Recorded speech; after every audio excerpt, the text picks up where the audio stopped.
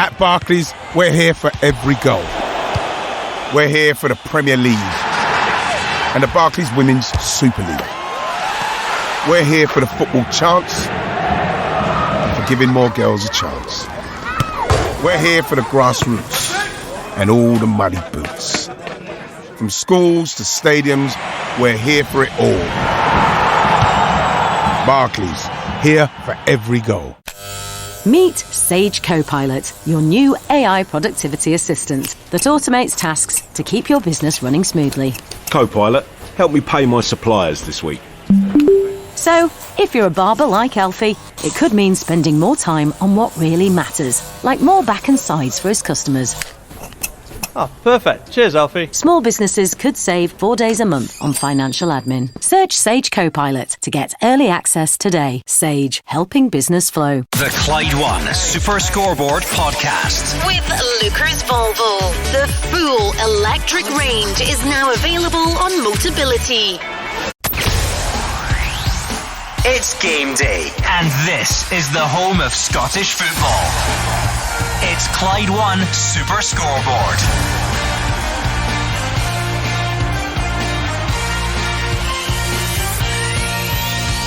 Good afternoon and welcome to Clyde One Super Scoreboard on a big day of League and League Cup action. Motherwell are the first team through to the semis. We'll find out today if the likes of Rangers, Dundee, Aberdeen or Spartans will join them. There's a huge game in the Premiership, two huge games in fact. St Mirren taking on Hearts and Ross County welcoming St Johnstone.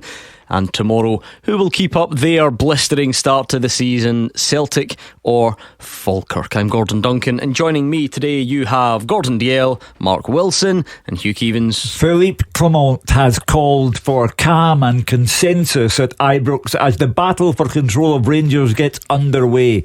He'll be calling for a taxi if Rangers lose to Dundee in the League Cup at 5:30 this evening. A homecoming can't be accompanied by an eviction from the only competition that Rangers won last season. But day of drama in Glasgow and District. We have cornered the market in excitement. In the Championship, Queen's Park take on second top Ayr United.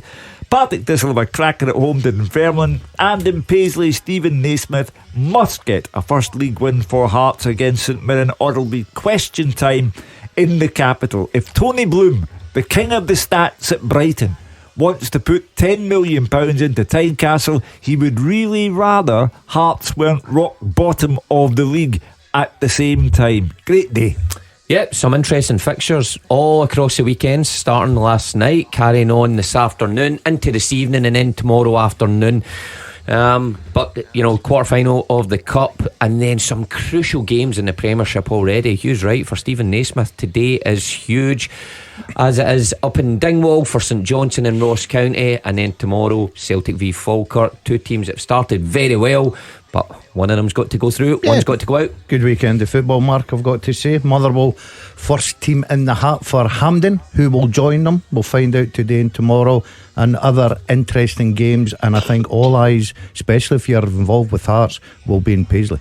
Brilliant time of the season this, Mark, because Champions League football came back for Celtic, getting back in a big way, you'd have to say, looking at the way they went about their business. And then in the coming weeks, Rangers and Hearts will join in. But it's been an impressive busy week in Scottish football. It certainly has, and I think it's a time of year that we all like. The first international break is out the way, and we get right back into the domestic action, followed by European action. So a real busy time for players and managers. This is why they assemble big squads throughout the summer. It's not for the start of the season, it's for this period from now until Christmas. Lots of excitement. Yeah, of course. And I think also a high watermark for Brendan Rodgers on Wednesday night at Celtic Park. The total justification of the manager nudging the board towards making that record signing of Arne Engels. Celtic second top of that Champions League table, with only Bayern, 9-goal Bayern above them. So it is good for Scotland's prestige. You can go on about the Bratislava team and whether they had the quality necessary for the Champions League or not, but your obligation is to look at the quality of Celtic's performance. Good week. Yeah, terrific. I think especially we got a lot of phone calls on Thursday about the performance of Celtic in the Wednesday night's game. They were excellent, Gordon, you've got to say, every single one of them. They could have scored a lot more than 5, and obviously it was a terrific start to their European campaign. It's all about the Cup this weekend, and Motherwell got off to a great one last night. Oh yes, they did. I'm glad I made the journey for the second half after last night's Clyde 1 Super Scoreboard. But more about that later on. Motherwell fans, you can get in touch, let us know how you're feeling after last night. One team through already. We'll find out later today. So the 2 cup games are the later kickoffs: Rangers against Dundee, Aberdeen against the Spartans. So we've got league football to take care of first. I was going to start in Paisley because I think that's game of the day for us in this part of the world, but 1 or 2 technical issues there. Let's go to David Friel for Ross County against managerless St Johnstone. David. Yeah, Gordon, and as the guys were saying, big game, and what an eventful week for St Johnstone has been. I think first of all we wish Adam Webb all the best, the club's new owner, in his health battle. I hope he's back in Perth very soon. But you have to imagine St Johnstone are regretting the decision to rearrange this game for today. It was originally meant to be played in early December. That agreement was made to ease fixture congestion down the line. Both teams out of the League Cup, it made sense, but it does appear to have backfired on St Johnstone. They arrive in Dingwall without a manager. Craig Levein sacked this week after a horrendous run of results. Andy Kirk will take charge today, and he'll name his son in his first starting lineup. St Johnstone, because of that, they're without their 2 main strikers. Adama Sidibe, Benji Kimpioka, both banned for this game. So it's been a bit of a nightmare week. St Johnstone have lost 4 in a row. They've lost 5 of the last 6 league games. I think that's why Craig Levein lost his job. Remarkably, they aren't bottom of the league, but they are big underdogs today. County have hardly been in top form. They'd gone 5 without winning before last week's 2-0 win over Dundee. That was pretty impressive. And I think there have been signs that Don Cowy's starting to get a tune out of this team. I think they're going to fancy their chances of securing back-to-back league wins for the first time since last December. County have made just 1 change. Ryan Leake, he's in for the injured George Harman. Saints have made 2 changes. Mackenzie Kirk, as I mentioned, only 20, son of Andy, he's in for Kimpioka, and Jack Sanders also replaces Aaron Esso at the back. So let's run through the teams. County looks like a 3-4-1-2 formation. Ross Laidlaw in goals, Akil Wright, Ryan Leake and Casper Lapata at the back, James Brown, Josh Nisbet, Connor Randall, Eli Campbell across the middle with Noah Chilvers in behind Ronan Hale and Jordan White. Subs for County are Hamilton, Laturi, Greaves, Denham, Telfer, Ifete, Samuel, Brophy and Smith. As for St Johnstone, it's a 3-5-2 formation. Ross Sinclair in goals, back 3 of Jack Sanders, Kyle Cameron and Lewis Nielsen, Drew Wright, Matt Smith, Jason Holt, Sven Sprangler and Andre Raymond across the middle with Nicky Clark and young Mackenzie Kirk up front. Subs for St Johnstone are Ray, McPherson, Carey, Esso, Kucheravi, McPake, Keltons, Bright and Dare. The referee in Dingwall is Dan McFarlane and the VAR is Greg Aitken. Yeah, well, it was a busy weekend on the VAR front last weekend. Let's see what we have got in store for us this afternoon. I think we've got Fraser Wishart back in Paisley. And Fraser, how big a game is this, particularly for the visitors today? Yeah, it seems like every week we're talking about must-win games. Last week I was at Hibs, you know, and you get the feeling from the Hibs supporters that it was a must-win game, and the same just talking to a couple of Hearts fans outside and a few people in the media here as well. I think if we know that if Hearts lose today, the pressure will just build on everyone at the club, including Stephen Naismith, because both teams come here on a poor run of results. St Mirren themselves, home team, haven't won in 7 games since the opening day here when they hammered Hibs, while Hearts haven't won a competitive game this season. In fact, they've lost 7 in a row, which is amazing, since they drew with Rangers at Tynecastle on the opening day of the season, and they played well, and we all thought they were going to be challenging at the top, but they sit at the bottom of the table after 5 games. It's hard to understand when you look at their squad. Good quality, really good depth, and they've invested in the summertime, so it's really hard to understand why the form has been so poor. Stephen Naismith's chopped and changed personnel and formation to try and find that elusive win, but with Lon Shankland still to find his best form as this season as well. It's been a struggle in front of goal. Only 2 goals in those 7 games, and Hearts fans who'll fill the away end once again will be looking for better from their team. From a St Mirren perspective, 3 draws and 4 defeats in those last 7 games. The problem has been hanging on to the lead. In the last couple of games, it was 2-2 draws at Dundee and last week here at Killie, but in both games St Mirren were ahead and they just couldn't hang on to it, and that's a bit strange because St Mirren have been a team who have always been known for being well organised and strong at the back, but they've lost a few goals, more than normal, and that's unusual for his team. Stephen Robinson, as I said, they're always hard to beat. Defence has been disrupted, to be fair. The injuries to the likes of Tanza, Jakabiti and Taylor at the start of the season. Charles Dunn re-signed during the week and he is on the subs bench today. It's always a good atmosphere here to when Hearts come to town. Hopefully both sides find their best form, and if they do, we could be in for a real cracker here today. Team-wise, St Mirren are 3-5-2 formation, just one change. Idowu drops to the bench, in comes Phillips. So they go with Ellery Balcom in goals, Marcus Fraser, Alex Gogic and Richard Taylor at the back. 5 across the middle, Sean Rooney, Killian Phillips, Cullen by Boyd Munce, Mark O'Hara and Jayden Brown, with Toyosi Olasanya and Mikael Mandron as the strikers. The substitutes: Peter Rominski, Scott Tanzer, John Ayunga, Oisin Smith, Roland Idowu, James Scott, Charles Dunn, Elvis Bomono and Kevin Van Veen. Just the one change for Hearts as well from that defeat at Celtic Park last week, and it's attacking one. Kai Rolls, the centre back, drops to the bench, and in comes Blair Spittle. It looks like it could be a 4-2-3-1 formation. Craig Gordon in goals, Gerard Taylor, Craig Halkett, Stephen Kingsley and James Penrice at the back, Benny Beningame and Malachy Boateng in midfield, with Kenneth Vargas, George Grant and Blair Spittle behind the lone striker Lawrence Shanklin. Their substitutes are Alexander Clark, Daniel Ogioke, Utara Oda, Cammy Devlin, Kai Rolls, Alan Forrest, Jan Danda, Liam Boyce and Musa Drame. And the referee today in Paisley is Don Robertson, and the VAR is Stephen McLean. Where's it going wrong for Hearts, Fraser? You hear suggestions or accusations, I should say, that the formation changes too much, and maybe the new signings who looked good on paper have not been used or utilised properly. The performance against Celtic probably was better, but then again, it's a different type of challenge, isn't it? And then today becomes one where your fans expect you to go on the front foot and really try and win the game. Yeah, but I think after last season they were so good, and the supporters rightly demand a bit better from their team. And it's been poor, and it's a poor run, and when you get into a run like this, it's very difficult to find a way out of it. And I think it's probably fair criticism about chopping and changing the formations and the personnel, but sometimes you have to do that to try and just find a winning formation, find a formula that's going to get you that win. I've seen Hearts, I saw them play against Falkirk in the Cup earlier on this season, and they were brilliant for half an hour. They were absolutely brilliant. They could have been and should have been 4 or 5 ahead, but then when they lost a goal, the heads went down and there was tempo drop from their game as well. So confidence is the hardest thing for any manager to put into players. Even like Lawrence Shanklin, Player of the Year last year, away to the Euros, playing for Scotland, his confidence has just dropped a wee bit as well. But just one good performance and one goal from Lawrence Shanklin, and all of a sudden the team might just get that lift. And I've got a wee feeling they might get that win today. I think it's a type of game, a big travelling support, the pitch is looking fantastic. Tam Docherty, the groundsman, does a great job here. I think it might just suit Hearts to play this game away from home and away from their own supporters. So I've got a wee feeling that Hearts might just sneak this one by the odd goal.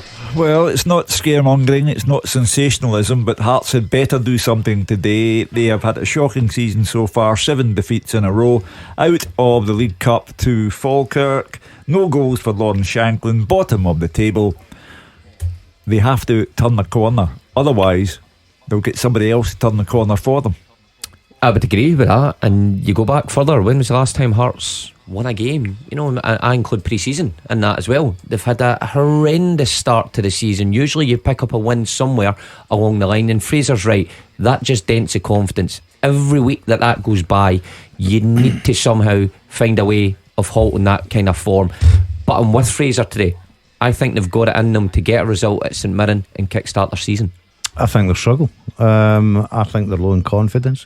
I don't think that Stephen Naismith knows his best starting 11. He changes the formation occasionally. They lose too many goals. I fancy that'll be a difficult game. Great opportunity for St Mirren if they win to leapfrog into top 6 again. So I think I'm looking at St Mirren to win that today. Well, it'd be a bad result for Naismith. As I said, Tony Bloom, the Brighton owner, £10 million investment. Hearts should bite his hand off for that money, but he might even look at the league table and look at the run of results and wonder if he's really doing the right thing. So they need some positivity thrown into the mix here. St Mirren have gone into this bang average phase. It's not happening for Stephen Robinson, not since the first day of the season when they looked terrific against an admittedly poor Hibs side on the day. But I tend to go with the dazzler. I just don't think that you can turn it on and off like a switch, and Hearts are in a poor place on a consistently bad run. So not the place you would choose to go looking for that corner to be turned. Well, I think Fraser can guarantee to you, just looking at the league table, I said that Hearts lose a lot of goals, so do St Mirren. So I think Fraser will get an entertaining game with plenty of goals. Sometimes, Fraser, when we discuss investment coming in, it's a bit of an unknown quantity and people are not quite sure, but Tony Bloom comes or his scouting system, I should say, comes with an incredible proof of effectiveness, and you can see why Hearts fans have got their hopes up, I guess, on that front. Well, Hearts have been looking all over the world for players, haven't they? Particularly into Central America. They've signed the likes of Taylor, and they signed Vargas before as well, but they've signed players from Australia, so it's all over the world now that clubs are looking for players. And if you've got somebody like Tony Bloom who's got a system in place that seems to be, all of it's based on analysis and statistics and videos, etc. If you've got somebody that can show you that success, then why not try and embrace that? I mean, I know figures are thrown around at 10 million. I don't think any of us really know what that actually means. I mean, Hearts are owned by the supporters, and the supporters rescued the club from death. Really, it was going bust at one point, So I don't think the Hearts fans will want to change that. But if you've got a link with Brighton, and Tony Bloom's company are looking at players across the world, they might get players that are maybe not good enough for Brighton, but they'll be good enough for Hearts. So that kind of tie-in might just help them. But that's longer term. The immediacy of this is they need a win, and they need to start the game well, and they need to get ahead, because if they lose a goal when your confidence is fragile and they're a bad run, the heads go down quickly. So the first 25 minutes of this game are going to be key. Let's dip into the Championship for our other featured 3 o'clock game. Queen's Park taking on Ayr United. Roger Hanna's there. Yeah, and the Spiders are here as well. Back at Hampden, Gordon, they were shunted next door to the City Stadium, while Rangers temporarily used the stadium. But Callum Davidson's side return today against a man who, of course, is no stranger to this stadium, Scott Brown. He won 6 Scottish Cups and 7 League Cups here as a player, and he'd love another triumph today. A draw or a win would return Browns United to the top of the Championship, with the current leaders Falkirk on Premier Sports Cup quarter-final duty at Celtic Park tomorrow. Ayr did win twice here last season and scored 7 goals in the process, and they're on a 9-match unbeaten run in all competitions. They do have injury problems, though. They can't fill the bench this afternoon, which makes it intriguing. But also, Queen's Park have injury problems. Their captain, their talisman, Dom Thomas, misses out. He's got a thigh problem, and so too does Nicola Ujdur, the centre half who arrived from Inverness in the summer. So there's a couple of changes from the side that beat Morton last week. They'll go with Callum Ferry in goal. He'll also take the captain's armband. It's a back 4: Cammy Kerr, Will Tizard, who comes in for Ujdur, Dane Murray on loan from Celtic, and Joshua Scott. Midfield: Jack Turner, Sean Welsh and Roddy McGregor, with Ryan Duncan and Josh Hines, who's making a first Queen's Park start today, supporting lone frontman Zach Rudden. On the bench, Wills, McKenzie and Colley, Fieldson, Longridge and McDonnell, McLeish and Hickey Fugacia. The big injury news, though, is bad injury news for Ayr United. Their top scorer, Anton Dowds, 9 goals in 11 games, player of the month in the Championship in August. He came off last week in the draw against Partick Thistle. We're hearing it's a bad knee ligament injury, and it could be out for a lengthy period of time. Scott Brown, of course, already without Jamie Murphy, Mikey Devlin, Scott McMahon and others. He's only got 6 in the bench this afternoon, and he's also throwing in a third goalkeeper in the last 3 games. 19-year-old Liam Russell makes a debut, released by Queen's Park here in the summer. He starts in goal, so it's Russell in goal. Back 4: Dylan Watchwood, George Stanger, Nick McAllister and Paddy Redding. Across the middle, Jay Henderson, the skipper Ben Dempsey, Ryan Howley and Jake Hasty. And up top, George Oakley will be partnered by 18-year-old Alfie Bavidge on loan from Aberdeen. On the bench, McIntyre, Musonda, Silla, McKenzie, Hislop and Walker. The referee at the National Stadium, Gordon, is Ian Snedden. And just quickly, Roger, a look around the Championship. It's a massive day. Partick Thistle welcoming Dunfermline, who got that good win last Friday night. Wraith Rovers need a win at Accies. Obviously the ongoing situation with J. Emmanuel Thomas is not really one we can speculate and chat about on here, but he's no longer a Morton player as they welcome Airdrie. So massive day in the Championship. Yes, it really is. Ayr will look for the win here. They'll want to get back to the top of the table, but absolutely beset by injuries. And if Anton Dowds is, as we fear, out for a lengthy period of time, that will have major implications for Scott Brown's hopes of winning this Championship title this season. Yes, lots to look forward to at this stage on a Saturday. Once we've given you the team news, we usually take a look at some of the other big stories away from the 3 o'clock kickoffs, and we will do that next. This is a paid advert from BetterHelp. The kids have gone back to school recently, but how about going back to school for yourself? As we get older, we sometimes lose that childlike curiosity, don't we? Are there things you've always wanted to learn but just never got round to it? Maybe learning a new language. I've been on that recently, a 200-day streak on Duolingo Spanish, I'll have you know. Maybe you want to become a keen gardener, pick up a musical instrument. I'd love to do that, but not got a musical bone in my body. Well, therapy can help you reconnect with your sense of wonder, because your back to school era can come at any age. And that's where BetterHelp could benefit you. With almost 5,000 therapists in the UK already, BetterHelp can provide access to mental health professionals with a variety of expertise. Rediscover your curiosity with BetterHelp. Visit betterhelp.com/SSB today to get 10% off your first month. That's betterhelp.com/SSB. At Barclays, we're here for every goal. We're here for the Premier League and the Barclays Women's Super League. We're here for the football chants and for giving more girls a chance. We're here for the grassroots and all the muddy boots. From schools to stadiums, we're here for it all. Barclays, here for every goal. Meet Sage Copilot, your new AI productivity assistant that understands natural language so you can get straight to what you need. Copilot, draft emails to chase unpaid invoices. So, if you're a baker, like Diana, it could mean spending more time on what really matters. That's more carrot cake she can bake. Small businesses could save 4 days a month on financial admin. Search Sage Copilot to get early access today. Sage, helping business flow. Get in pole position for cheaper van insurance with mustard.co.uk. With top insurance providers, a 5-minute pit stop with us could get you out in front in the race to savings. See what you could save and compare your van insurance today with mustard.co.uk. T's and C's apply. Authorised and regulated by the Financial Conduct Authority. The team with the biggest support in Glasgow and the West. This is Clyde One Super Scoreboard.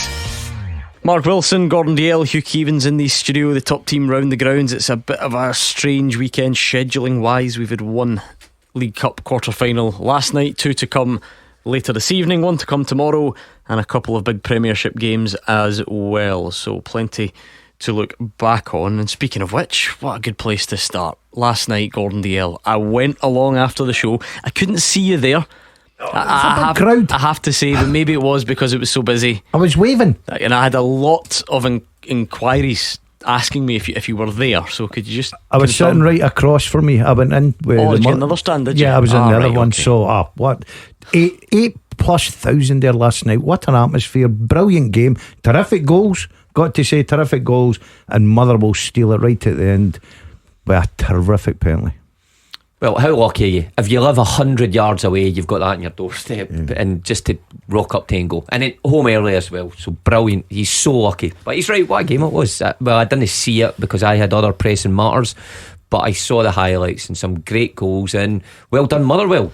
Yeah, we said Fraser Wishart, it was one of those ties where it had everything really going for it, that kind of Friday night feel, a huge community effort. Literally the CEO of the club putting leaflets through people's door along with fans to try and get a big crowd, a big travelling support, and it had all the makings of a brilliant cup tie.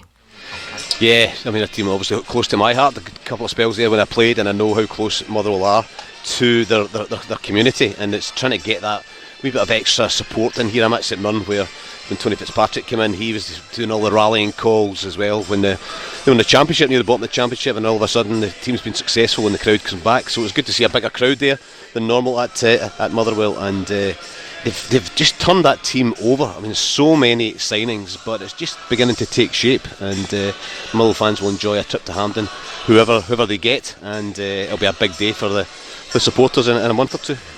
And it's sort of hard, Roger Hanna, you don't want to just keep going overboard, but then Lennon Miller keeps doing good things and you're obliged to talk about him. Yeah, of course. I mean, I saw he scored his first goal for the Scotland under-21s during the international break, Gordon, and you need a bit of calmness, you need a bit of composure, you need a bit of confidence to step up in the dying seconds of a cup quarter-final in front of your own fans and take that penalty kick, score the penalty kick, and send your team here to Hampden for a cup semi-final. Yeah, how's your bottle, Hugh Keevans? Well, he's ripe for a January transfer move away from Fir Park. He's just building up nicely. Lennon Miller, he's an outstanding talent. I applaud Motherwell for the effort that went into drawing that crowd last night. They're in the last four. They'll be joined by Rangers, Celtic and Aberdeen by close of play tomorrow, and then Motherwell will find out who they get in the semi-final. So they did well. They got that place in the last four. You can ask no more. But whoever's in the last four, they'll need to beat Celtic to win the cup. A sore one for Dundee United. David Field, 2,500 coming down the road. A brilliant effort for them on a Friday night. And young loanee Lucas Stevenson, he's actually been pretty good since he came, but just a moment of madness diving in and giving that penalty away.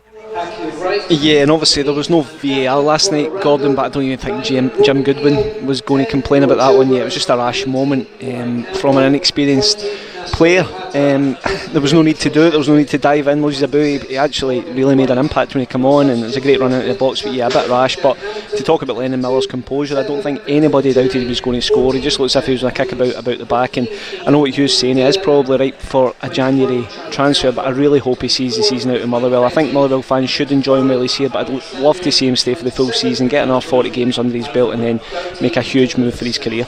So the quality of the goals, Mark, Louis Moult coming back, Motherwell fans, when he came on, there was that sense of, he's going to score here, he's going to come back and sort of haunt Motherwell. What a goal it was. Zach Robinson's not found goals easy to come by since he went to Motherwell. That was a stunning strike. So the first half wasn't brilliant, wasn't great football, but actually a composed penalty to win it, and two stunning goals as well. Without doubt, when you look at the technique of both of them, particularly Moult's, an incredibly hard action to pull off. It was a fantastic goal, but the first one as well, you're right, Robinson's goal was well taken.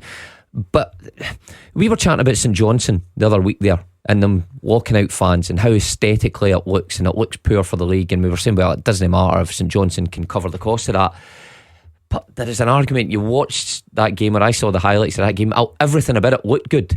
The goals were good, the crowd was good, the celebrations at the end were exactly what you want to see on your TV screen. So everybody should take great plaudit from that. Motherwell as a club, United as away fans, the players for producing those big moments in the game, and like you say, young Lennon Miller standing up there in the 90 plus minute with that pressure over you and tuck it away so easy. Fantastic spectacle for our game last night. In a week in which the figures showed that more people go to watch matches in the Premiership in Scotland than in any other major league in Europe, it was a terrific way to highlight why. Because community clubs do attract bigger and bigger crowds as they go along. Hearts have shown it since they survived what Fraser said was near death as a club. Kilmarnock continue to grow, Motherwell clearly continue to grow, St Mirren. So last night was a perfect example of why per capita more people go to watch our top league than anybody else. Big one for Stuart Kettlewell, Gordon, because there were times last season when on that long winless run and it looked like maybe Motherwell would pull the trigger, showed good patience, and then you can see why, because they stayed up pretty comfortably and in fact were looking really to the top six towards the end of the season, and to then take Motherwell to the semi-final a couple of months later. Yeah, it's been terrific, and you're looking at, they're sitting fifth in the league, so they've got off to a good start. They had a lot of changes in the summer, brought in a lot of players. Sometimes that takes a little while just for everything to gel, but it was a terrific game, terrific atmosphere. Motherwell worked very hard at getting new supporters, I'll call them, through the door, by getting out there and putting leaflets and promoting the game. Obviously the prices were well down, and it was worth it because it was a terrific Friday night. And you quite rightly say, Gordon, they'll have one eye on Sunday to see who they get at Hampden, and if you're looking at fixtures, you're hoping it's Aberdeen. I'm glad I didn't regret the journey. I ditched my car not too far from your flat, actually, ran up towards the stadium just to remind myself of how unfit I actually am. I could feel myself struggling a little bit, and then I heard Zach Robinson's goal hit the back of the net before I could make it into the stadium. It was never a turn of pace, like you in the 90s, is what I needed. Just if I was just that bit quicker, I would have seen the first goal. Well, that's the difference. I used to destroy that Airbles Road Hill when my heyday, Gordon. I'd have been in for about 10 minutes prior to you. Exactly, but all was well in the end. And of course, Roger Hannah, Motherwell the first team through, and we find out this evening if Rangers or Dundee will join them significantly. A match played at Ibrox. Who would have thought that would be the big story of the day? Yeah, very much so. Back at Ibrox, 3.5 stands over. I think the top tier of the Copeland is still closed. May remain closed for the Hibernian game next weekend as well, depending on how the work goes through this week, Gordon. You would think after that win at Saturdays last week, just the boost of getting back on their own territory would be enough for Rangers to see off a Dundee side. It started brightly but lost at Dingwall last week and look as if they're still coming to terms with the loss of their captain, Luke McCowan, to Celtic. I tend to agree with you. I think Rangers will go through. I think Aberdeen will see off Spartans, who have done terrifically well to get to their first ever senior quarter final, and I think Celtic, even with 8, 9, 10, 11 changes, will probably have too much for Falkirk tomorrow. I think the hope has to be, if you're associated with Rangers, Fraser Wishart, that this does spark something. This return to Ibrox, it's clearly not been an ideal situation, far from it, but that it now somehow causes an upturn in form. It's not like Hampden was devastating in terms of losing loads of games. It was just really the Dynamo Kiev one, but maybe just still at a time where you're looking for that extra boost. Maybe going back to Ibrox can be it. Yeah, absolutely. It's almost like a restart to this season for Rangers, and I'd be hoping it's like that, because everything that could go wrong has gone wrong so far, you know, in terms of losing in Europe, etc., and losing their chairman and losing their chief executive, haven't been able to replace him. Players have left as well. They've lost big games, so they'll want this to be like a restart, and I think the fans will enjoy it. I mean, there's a pal of mine who has got a season ticket in the main stand, and he's almost in touching distance of where we sit in the media. He's got a brilliant seat, and then at Hampden he was right down at the front, you know. So the fans will be going back to their own seats to get back to seeing the people they know as well. And the Rangers will be hoping that this is going to be a kick-start to their season. But the players have got to do better on the park. You know, I said at the start of the season, I didn't think Hampden was enough of a reason for them to have poor performances. You know, the players are used to playing at Hampden, they're big name players, so they have to produce better. And I think a game at home today against Dundee, I think it's a good chance for them to put in a good performance and rattle in a few goals. Yeah, we had this debate at the time, Roger, about how much impact will it have, but it was interesting to hear from Tom Lawrence yesterday, who said that they probably didn't realise how much they were going to miss it until it was gone, and now having experienced it, probably realising that it was a bit more detrimental to them than they would have anticipated.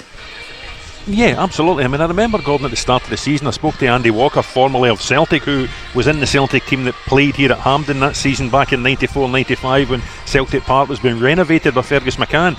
And Andy Walker said the players didn't like it. It was completely different. Everything was alien. Even, silly things like where they sat in the dressing room and, where they came out to warm up and where the supporters were in comparison to where they had been at Celtic Park. He said they didn't like it. And I suspected that Rangers players would find that. And Tom Lawrence just really confirmed it yesterday. They will be pleased to get back. Philip Clement, I think he said it felt as if they'd been away for 10 years. I think today is 130 days. It's an awful long time to be out your house, Gordon.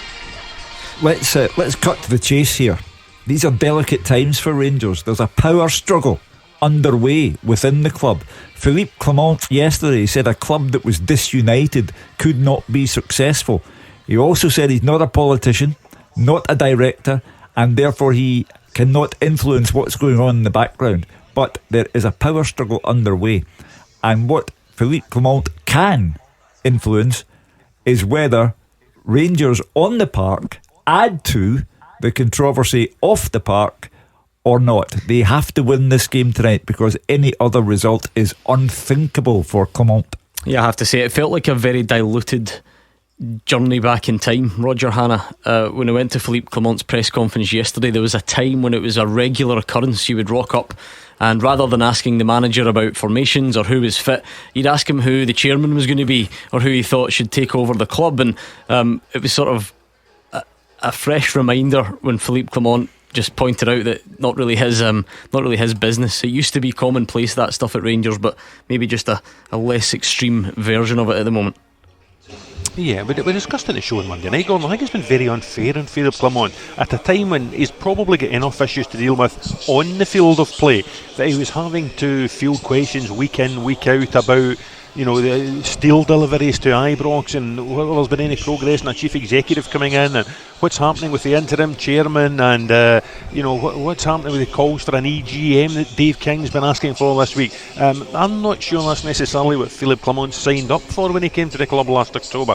He will look forward greatly to the day when we all pop along on a Friday and just ask him whether it's going to be 4-3-3 or 4-4-2, and who's got a hamstring injury, and whether he thinks it'll be 0-0 at the weekend. He'll want to get back to the football, and Rangers need him to get back to the football.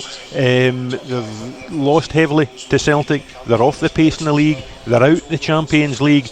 They couldn't countenance going out the Premier Sports Cup today. Incidentally, where are we on a potential Dave King return? Something you can see, can't see? How do you feel? I'm not sure there's too much appetite within the current boardroom at Ibrox for Dave King to return as chairman. He has got 14% of the stock.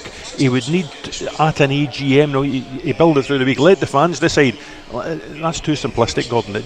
You don't let the fans, it's the shareholders who will decide at an EGM who's going to be the board, who's going to be the chairman. So I think Dave King still over in South Africa. I can't see him coming back in any major role anytime soon. On the pitch tonight, Hugh, you're expecting Rangers. We can obviously get to it in a bit more detail. We'll get team news and so on a bit later, but expecting Philippe Clement's side to book their place in the last four? I do. I think Roger touched upon it earlier on. Luke McCowan's departure from Dundee to sign for Celtic has had an effect. They lost to Ross County last weekend. Ross County, who have had quite shocking season so far, going out of the League Cup to the Spartans, a team from 3 divisions beneath them. The 6-0 loss to Rangers, but Dundee contrived to lose to them. So I cannot make a logical case for Tony Docherty's side at Ibrox tonight. Feels like a couple of weeks ago maybe you could make that case. I'm not saying it's disappeared completely, but things do shift a bit, don't they, Gordon, when Luke McCowan leaves and Rangers do get back to winning ways. And as we've alluded to, the game's back at Ibrox for a start. Yeah, they're still in the top 6, so they'll go there with a bit of confidence. They've still got decent players. Obviously they lost their most talented one to Celtic, but I'm with you. I think that Rangers will get into us very confident back at Ibrox. Their home comforts again. The players have no excuses whatsoever. I think Rangers will butt for it, and I think Rangers will be in the hat tomorrow. Okay, we've got big games to take care of before that though, and we go back around the grounds ahead of the 3 o'clock games next. The winning team all season long. This is Clyde One Super Scoreboard. Hugh Keevins, Gordon Dalziel, Mark Wilson in the studio, the top team round the grounds, and we've got lots of football to look forward to this afternoon, this evening, and then on to tomorrow. Of course, we'll go to Ibrox. Not said that this season. We'll go to Ibrox and give you the build-up and the team news a bit later on. Let's stick with our 3 o'clock games first and foremost. St Mirren taking on Hearts. Fraser Wishart is there, and Fraser, as a man who's expressed 1 or 2 concerns about VAR in the past, you'll be hoping for a quieter day in Paisley than David Friel got this time last week. Yeah, I think David's pen was running out of ink by the end of the day, and seeing the highlights as well, there was just controversy everywhere. Refereeing decisions, players misbehaving, some good goals as well, and a great atmosphere with Kilmarnock bringing a good crowd as well. So more of the same would do for me actually. 4 goals, an exciting game. That's really what you're looking for here, But for Hearts, I think they definitely need to start winning. Just looking at their fixtures coming up, I think if they lose today, I don't see Stephen Naismith losing his job unless it's a heavy defeat. It's a really heavy, it's a bad one. But they do have some difficult ones coming up. They've got Ross County at home next week, but then after that they've got a trip to Kazakhstan when they're playing Dynamo Minsk, of course, in Europe, and then they come back from that Thursday game to playing Aberdeen on the Sunday, and that's a huge game. They're already 14 points behind Aberdeen, which is amazing at this stage of the season. So almost their chances of being in the top 3 are going to be decided if they're going to have a chance or not in the next few weeks. And of course they've got European ties as well in the mix, which you always want, but that just adds to the pressure and the rotation of the squad as well. But as I said earlier, I do think they'll win the game today. And just looking at their team, they've got good players everywhere, creative players in the attacking third, and Lawrence Shankland's too good a player not to not to score goals as well. So I think they'll win by the odd goal here today. But if I got the excitement David Field got last week, that would keep me happy. Well, speaking of the pandemonium in Paisley last week, Fraser, actually a development this week, and the Scottish FA will now publish weekly reviews of refereeing decisions. It's the Key Match Incident Review Panel, a 5-person panel looking at incidents from the top flight games. They did them all from last week. They published them all, a sort of green and red system, judging whether the on-field refereeing team got it right initially, and then ultimately what was the outcome from VAR. And what do you know, the only incident from last week that the panel said was wrong on field and wrong in the VAR was that Sean Rooney one, wasn't it?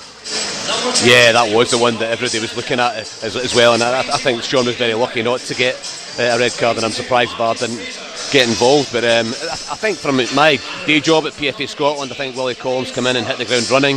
I've spoken to him, I met with him and Michael Devlin, our chair, the player who came along as well, and he was very open and very transparent, and he wants to be that type of guy, as you know, because you do the monthly show as well. It's going to be online, and we are working with them to get these panel members together. So we've recommended a whole host of former players who are actually still active in the media as well. And I spoke to one of the panel members. It's all very confidential. I spoke to one of the panel members from during the week, and they said it was fantastic. They learned a lot. But John Moss, who's kind of running that side of the VAR and the reviews, etc., he was very open to just honest opinions. They're not wanting people who are just going to agree with the referees, but they're not wanting people to go and give an honest opinion as well. So I'm really interested to see how this goes. Certainly Willie Collins was very open and welcoming, and we're going to get arrange meetings with current players as well throughout the season. So that for me is a big step forward in building the relationships with the referees from the players' perspective. There is a narrative, there you are, I said it, there is a narrative that referees, since the introduction of VAR, have subconsciously let the machinery do their job for them. And that's why I was shocked by what happened with Sean Rooney, because Matthew McDermott, the referee, first and foremost, yes, VAR was to blame for not reminding him that he had missed something and had made a real mistake. But we have to insist that the referees up their game. That's why they're there in the first place. And he was standing looking directly at the incident between Sean and Vassell. Would you not say the crime is when VAR misses it? Because ultimately refs can, and you don't that. I don't know if this is the case, but generally speaking, somebody might just come across your vision. You might not quick instant. You might not see it. But that is why VAR's there. So that's the fail-safe. That's the bit that's meant to get it right. Yeah, I'm not absolving them in any way, but referees have to be up to the job as well, and he was looking straight at it. Nothing obstructed his view. But I don't think we know that, is what I'm saying. You'll never be able to tell exactly what he saw, but what you can tell is what the VAR saw. Well, because you see the same as them. But the incident went on for some time and involved 2 different lunges at the same player. And no wonder Derek McInnes was appalled by it all. But yes, VAR is supposed to rule out that kind of error, and it did not. And that's why a weekly review, Willie Collum had better hope that the weekly review doesn't turn into a weekly embarrassment. Yeah, David Field, you were there. You've seen the fallout, I'm sure. David Field, you were there at the time. You're with us in the Highlands. Can you hear us loud and clear now? Yeah, sorry, I can now. I'm just on a few technical problems, Gordon. Yeah, the Sean Rooney one was a really, really odd one at the time. It was obviously we were at the press box over the other side. At the time, Matthew McDermott, we all assumed that nothing had really happened, that he'd kicked the ball because Matthew McDermott wasn't sent to the screen. It wasn't until Derek McInnes obviously came in and went tonto, for want of a better expression, that we realised something big had happened. And yeah, I thought it was really interesting yesterday that everyone on the panel decided it should have been a red card. Clearly it should have been, but there will be no punishment for Sean Rooney, because I believe the time frame in which the compliance officer could step in, and that is still a thing, has now passed. So Sean Rooney won't be getting any punishment at all for that kick out at Kyle Vassell.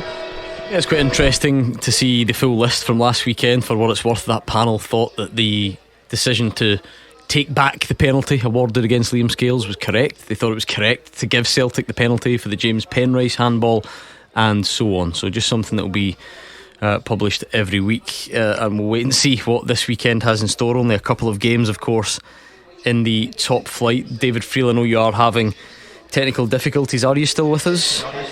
Yeah, you're still there. Let's take a quick look, because I know you're looking at Ross County St Johnstone, and we spoke generally about the on-field stuff today. Who are the names that we should be looking out for taking this job? Well, that's the sort of unknown, because Adam Webb will still be leading the pursuit of the new manager, and I suppose the unknown is whether he takes someone from America. Does he take someone from down south? He's obviously worked in English football before as well. Or does he go for someone who has local knowledge? Now you look around, I think Peter Leven is getting a mention, Scott Brown doing some good work at Ayr is getting a mention, Neil Lennon is obviously out of a job at the moment. You see someone that could come in and sort of light a fire under St Johnstone. But the one name that I do wonder about, and maybe it's a step back, but I do wonder about Tommy Wright. He's now working at Northern Ireland Under 21s. I think he's doing a good job, and I just wonder whether Tommy Wright would have unfinished business at St Johnstone. I know he remains close to a lot of people at the club. I think he'd be a popular choice among the fans. And I do wonder whether there's a question to be asked of Tommy Wright over whether he would consider a return. Yeah, Roger Hannah, we've not been awash with names this week. Any names in particular grabbing your attention? No, listen, it's one of those decisions. I think it's difficult for the media to know who the next St Johnstone manager is going to be when the owner of St Johnstone doesn't know who the next St Johnstone manager is going to be.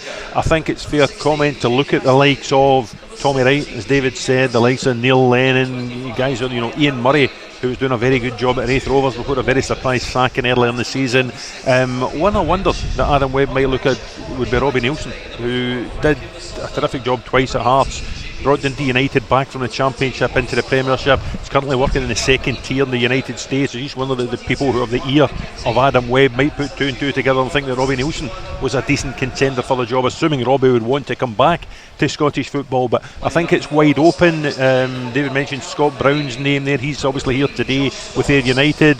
You wonder if Scott thinks he can take Ayr United up at a time when St Johnstone might be coming down. I don't know, but I think it's a wide open market. I mean, Fraser, you could just turn around and ask Craig Levine who he thinks will replace him, given he's back out and about. He's behind you in Paisley today. He is. I was speaking to him earlier on, old teammate of mine at Hearts as well. But I think I'll keep what he said to myself at the moment. But I was saying to him, where do you think the owner will go? And I think he was basically saying it could be anybody, And I think he's right in a sense of you could go and get somebody from America, and I think all the American owners that have come in have tended to want to put their own stamp on things. All the clubs have almost got rid of the managers straight away, so you could have somebody from America. I think Shabba Robbie Nielsen's one, Tam Court's another one that came to mind as well. There's a whole host of people looking for jobs, but he might just go for something that's a bit random. But yeah, I was talking to Craig a couple of weeks ago, and everything seemed to be fine. He was enjoying it. I was at his game last week, and I was saying to him, they actually played really well in the first half, and I think they've had 3 players sent off in the last 3 games as well, which hasn't helped his cause. But I thought he was a bit unlucky. But sometimes new owners come in and just want to put their own stamp on it, so it could be somebody we've never heard of before. Do we not promote from the Championship that often? I just feel like I can't really remember too many examples, and I'm thinking back to this midweek. We opened it up in the phones, and I think someone said Rhys McCabe, and someone mentioned John McGlynn, although whether he could be tempted away from high-flying Falkirk or not would be another matter. It feels like, Fraser, that would be an obvious place to look, but we don't. Do we do that very often? Let's cut off right on cue. Roger Hannah can answer my question. Great question as it was as well. Well, to answer your question, what about David Martindale? I know it was a different St Johnstone regime led by Jeff Brown back at the time, but David Martindale was targeted by St Johnstone before Craig Levine got the job. Livingston denied him the opportunity to go and speak to St Johnstone about the vacancy, but at a time when we quite rightly speak about John McGlynn's taking newly promoted Falkirk to the top of the league, we quite rightly speak about Scott Brown taking Ayr to second place in his first full managerial job in Scotland. But David Martindale, off the desperate blow of relegation, has got Livingston well placed third in the Championship. He knows the low reaches, shall we say, of the Premiership. You wonder if he could be a candidate again, Gordon. Interesting. Watch this space would be the message, I suppose. We'll see if we get an answer to that this week. The 3 o'clock games are just around the corner, and kick-offs are next. The fastest goals, the expert opinions. This is Clyde One Super Scoreboard. 3 o'clock on a Saturday. Where else would you rather be than having Gordon Dalziel, Mark Wilson and Hugh Keevins piped right into your ear as we go through the afternoon's football? We've got a couple of games in the Premiership, there are loads in the Championship, we've got League Cup action still to come tonight and tomorrow, so there is a lot to get through. You play a huge part on a Saturday afternoon. We rely on you getting in touch. Whatever it is you've got for us, the best place to send it right now is on Twitter at ClydeSSB, and I will give you the nod when the phone lines are open a bit later on. So at ClydeSSB in the meantime. Right, let's just do the 3 games currently. I'm giving you as much of a chance as possible. In the Premiership, St Mirren Hearts, County St Johnstone, and our one featured Championship game is Queen's Park Ayr United. Give us the ACCA, Hugh. 3 teams. Draw. In Paisley, St Mirren Hearts, a draw. Ross County to beat St Johnstone, managerless St Johnstone. And Ayr United, in spite of all their travails, to beat Queen's Park. Well, unbelievably, Gordon, I'm a man in form. Beat the pundit, I'm 5 out of 5. I'm going for a hat-trick. Avaka's up here today, so I'm going to go for Hearts to beat St Mirren, get off the bottom of the table, Ross County to beat St Johnstone, and Ayr to beat Queen's Park. I cannot believe you've had the cheek to sit in between these two and mention being on form at Beat the Pundit. You know what? I didn't know this because I didn't listen to the show last night. We will get to that a bit later on. Let's not spoil the ACCA's Gordon Dalziel. Okay, I said earlier I think Hearts are struggling, so I'm going St Mirren home win, Ross County home win, and Queen's Park and the Ayr United a draw. Clyde One Super Scoreboard Goal Flashes with M&D Green Pharmacy. Planning your holiday? Get essential health advice and medication before you travel. And now we wait for the first goal in Scotland. During the break, as Hugh Keevins and Mark Wilson were adding the finishing touches to their preparation, one of them said Tottenham need a result today. They're 1-0 down inside the first minute. It was me who said it. Well, it was Ange. I read a quote from Ange this morning where someone was going on about the pressure mounting and how he felt about it, and his reply was, take a breath, mate, and do some yoga.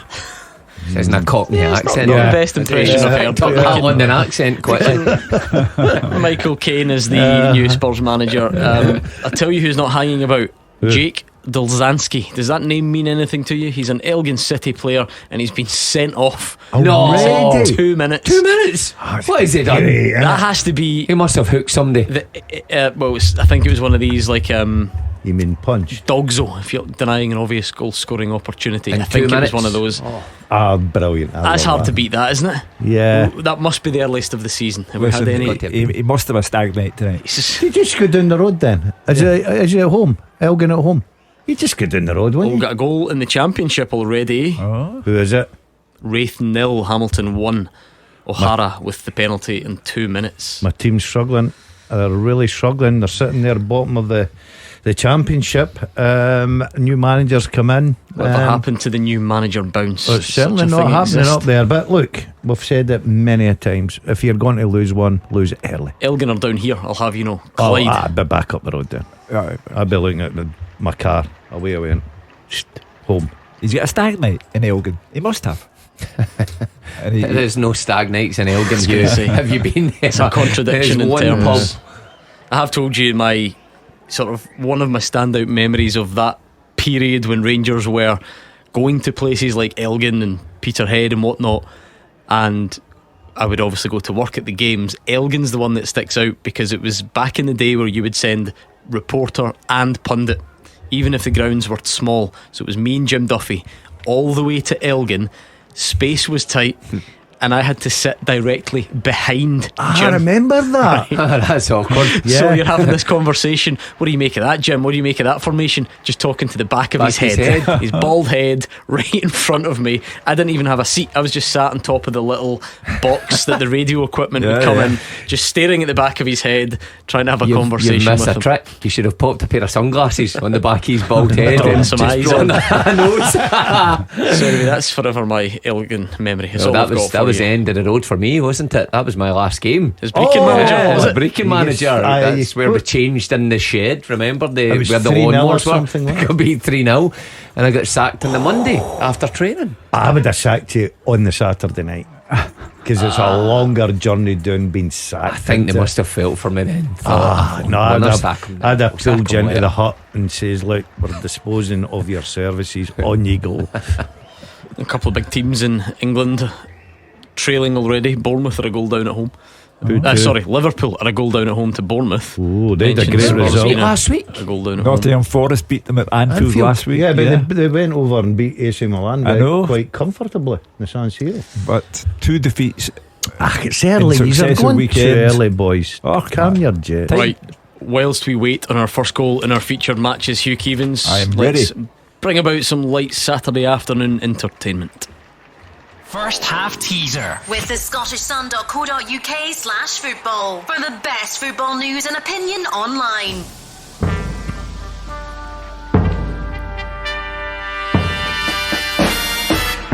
A touch random, this one, but hey ho. No, I can see the link. Well, shoot, carry on. Right, since 2012, 6 Swedish players have played for Rangers and Celtic. Who are they? Since 2012, 6 Swedish players have played for Rangers and Celtic. Name them. I like it.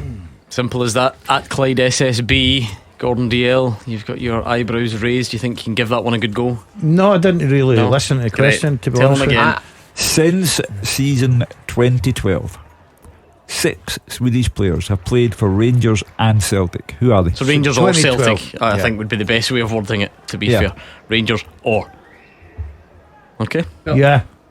Well, The he's most away. surprising thing is there a link every week between what's went on during the week to that question?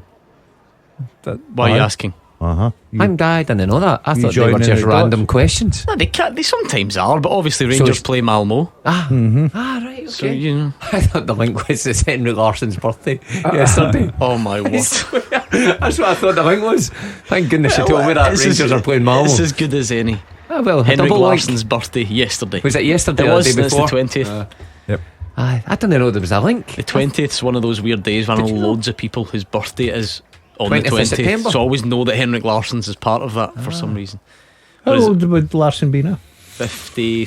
53, I think I saw it. Oh, I'd never have guessed that. 53. I thought he was a lot younger than that. 53, yeah. Grey on top now, isn't he? Bit like yourself. Oh, yeah. Well, he Yeah, came- it's called maturity. He came in 97, Henrik, 53. signed by Wim Janssen and Mother Cloud in 1997. So it's a fair way back now. Yeah, I remember because he played against me in the semi-final. Scored. Yeah. Remember that. Hearts have started well, good chance. Kenneth Vargas, it was a looped header. The keeper probably beaten, but it just loops over the bar. So Hearts could really be doing with a quick start this afternoon. Coming fairly close there. Nicky Clark had a bit of a chance there on the edge of the box for St Johnstone. Maybe just took a bit too long, a slight delay on his attempt at goal, and the chance disappeared. It doesn't help when you're St Johnstone. You've got everything going on, and you've got 2 strikers, Mark, who actually do look pretty good. They do. But they're suspended because they keep getting sent off. Well, that's an incredible bit of bad luck, if you want to put it that way, or stupidity from the strikers. I was amazed. I was listening in, and you said that you were nailed on that the one at Easter Road was a red card. Really? Yeah. Yeah. I think the referees and the VAR agreed with me, Mark. So. Yeah, I thought that was. Did you not think that was a red? I thought he was unfortunate. No. It doesn't matter whether he was fortunate or unfortunate. St Johnstone's next game is Celtic in Perth next weekend. So the new manager, I assume a new manager will be in place by the time they play Celtic. So I'm not so sure. Yeah. I think this might drag a bit. You think so? Well, remember we were having the chat about, was it Aberdeen as well, and that we thought of, one's incoming right away and the owners won't hang about, and that dragged on. Just the sheer lack of any certainty. Yeah, you usually get a wee front runner, don't you? By the way, Roger had a great shout. He's pulled that. Roger's a man to know. That's why he gets paid the big bucks. Robbie Nielsen is a good shout. Roger's just doing Robbie Nielsen a favour and keeping him alive. Scotland. Don't listen to that nonsense.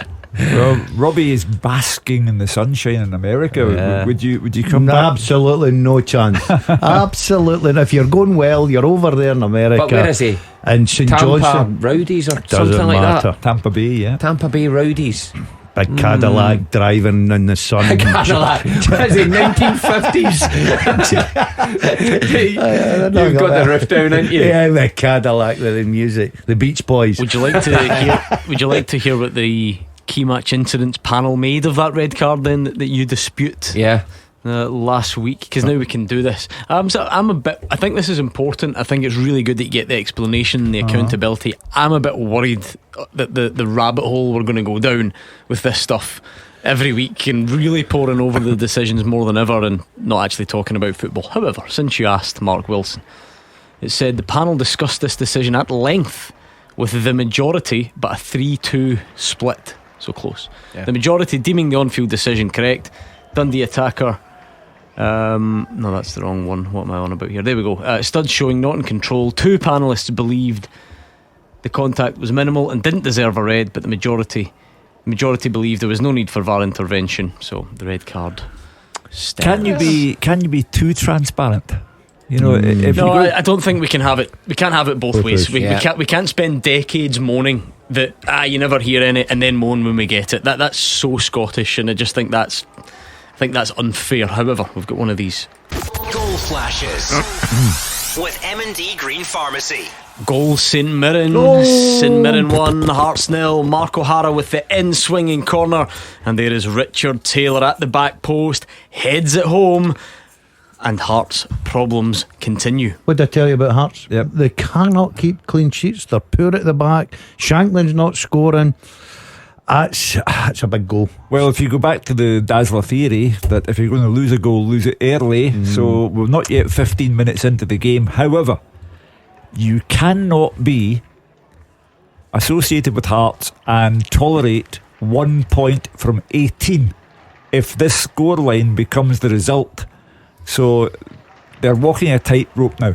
Fraser will get great entertainment there today. There's no doubt. Both teams give up goals. Hearts have already started. St Mirren will give up a goal as well.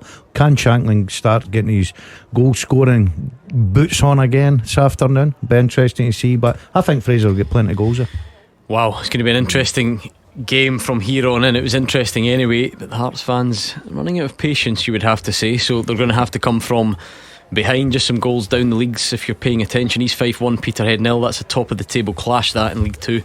Dumbarton 0, Montrose 1. Scorer of many goals, Kane Hester. There, Tottenham are level. Big Ange doing a bit of yoga on the sidelines there, and nothing else really doing in Scotland at the moment. But that is huge, and you just wonder what sort of response Hearts can offer here, Mark. Well, it's going to have to be a quick one, I think, because the longer you leave that and your confidence is rock bottom as it is, then you find it incredibly difficult to claw your way back in the game. So they've got so many quality players, you can't help but being surprised at where they are in the league. But I totally agree with you. When you look at it and you go, by the end of the day, you've got 1 point out of 18, and you pair that with everything that's went on in pre-season results and the tail end of last season, that is a big problem. And you just wonder where it leaves Stephen Naismith. That very long trip to Minsk for their first European tie to come back. Then they got to go to Pataudry. You know, if the gap between Hearts and Aberdeen, which is currently 14, if it gets any bigger, then you can just forget all about finishing third, and you'd better concentrate on getting into the top 6. I was speaking to Alex yesterday at the school gates, and he was telling them they're very confident of winning Alex Gogic. Oh, Alex, first name. I'm surprised you're not onto Goga. We'll give high fives and all that when we meet each other. Right, okay. And he was saying today that yesterday that St Mirren were very confident they could get 3 points. What does that conversation sound like? Confident of a win tomorrow? Yes, yes I am. And then you come on radio and report this big exclusive. You know what? It doesn't even happen. That's just in your head. He actually plays that conversation out just looking at Gogic, doesn't he? Through 50 yards away. Alright, Alex, yes, Gogic. I think he was thinking that, right? I really do. I can see it in his eyes. I'm saying he's thinking that they're confident for tomorrow's game. Well, one of his former teams, of course. I told you the Ackies led through an early penalty. Do you know the decision was given on 24 seconds? Wow. For that penalty for Hamilton Ackies. There's a name that you would not have associated with League One in England, but Tomoki Iwata has scored again for Birmingham. He started really well down there. It was one at the time that maybe was a slight surprise. A lot of Celtic fans felt that he could do a turn, but Arnie Ingles is making them forget about everyone at the moment. It's amazing how things like that turn, because in transfer deadline day, when there was all sorts of movement, Celtic fans saying still not enough business in, some Celtic fans saying, well, that was a surprise. By the way, I was one of them that says it was a surprise to let Iwata go, but then 2 weeks on, not many quibbles about the performance or who's been brought in, or the size and depth of squad. Football can change very, very quickly, and that's why, even just going back to Hearts, it can change quickly. You get in the game quick today, you win that game, and your season's looking a whole lot different.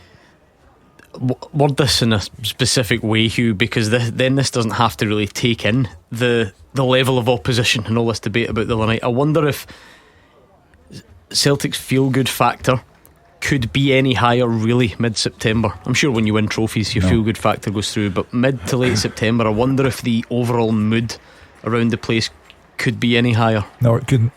They've had what is the holy grail for the Celtic supporters. They've had an emphatic win over Rangers. They have gone 5 points ahead of Rangers. Aberdeen are on the same points as Celtic, but the Celtic fans pay no attention to that whatsoever, other than thinking that Aberdeen might be second in the league and Rangers third.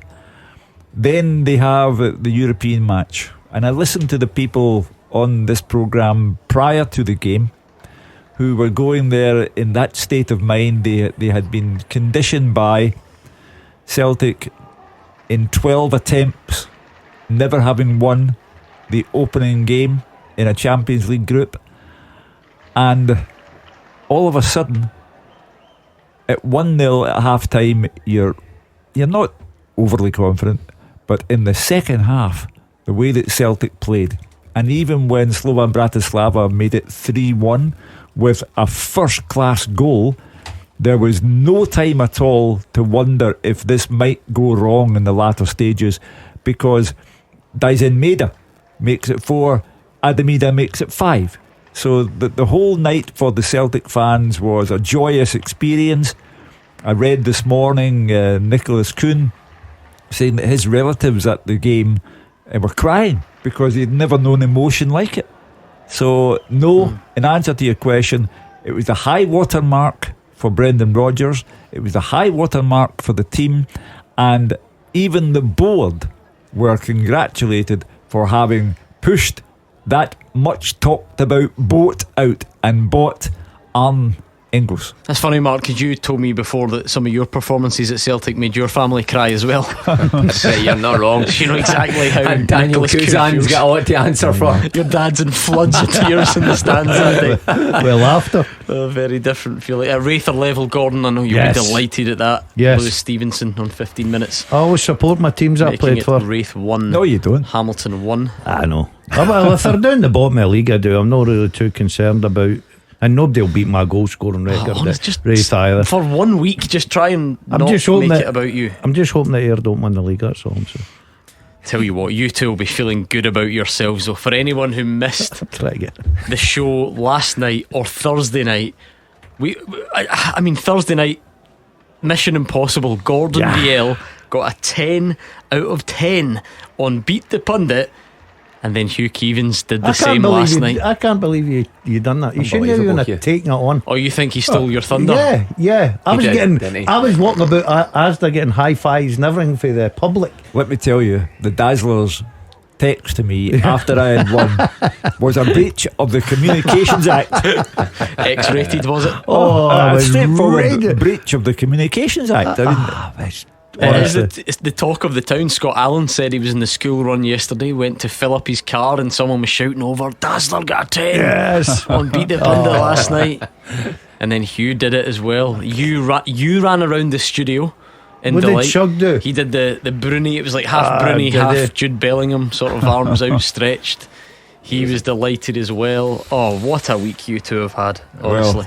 Well, yeah, I when you said to me the first question after I'd beaten the caller was who the Rangers playing next in Europe, and I said Malmo, and I thought, I'm going to get this.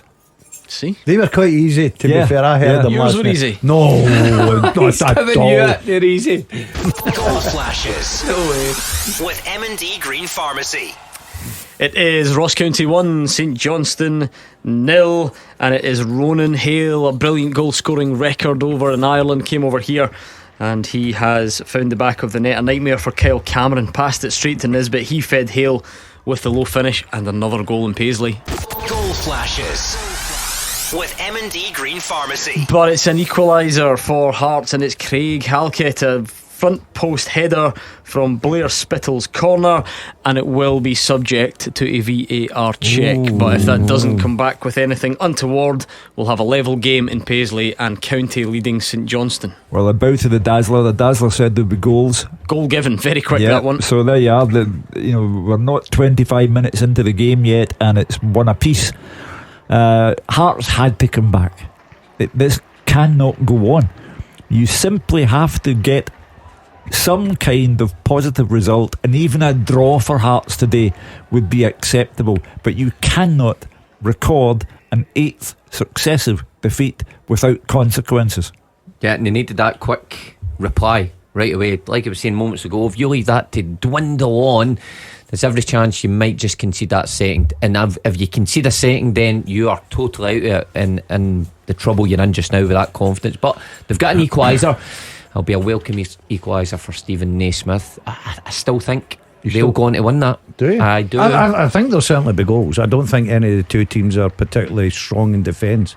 I think they'll create chances, both teams, and I think it's whoever takes the most chances will win the game. And I think it'll be St Mirren, home advantage. Whoever gets this St Johnstone job, he's not exactly falling into a bed of roses, is he? I mean, they're poor, and the best players are indisciplined and sitting on the bench watching matches, or sitting in the stand watching matches.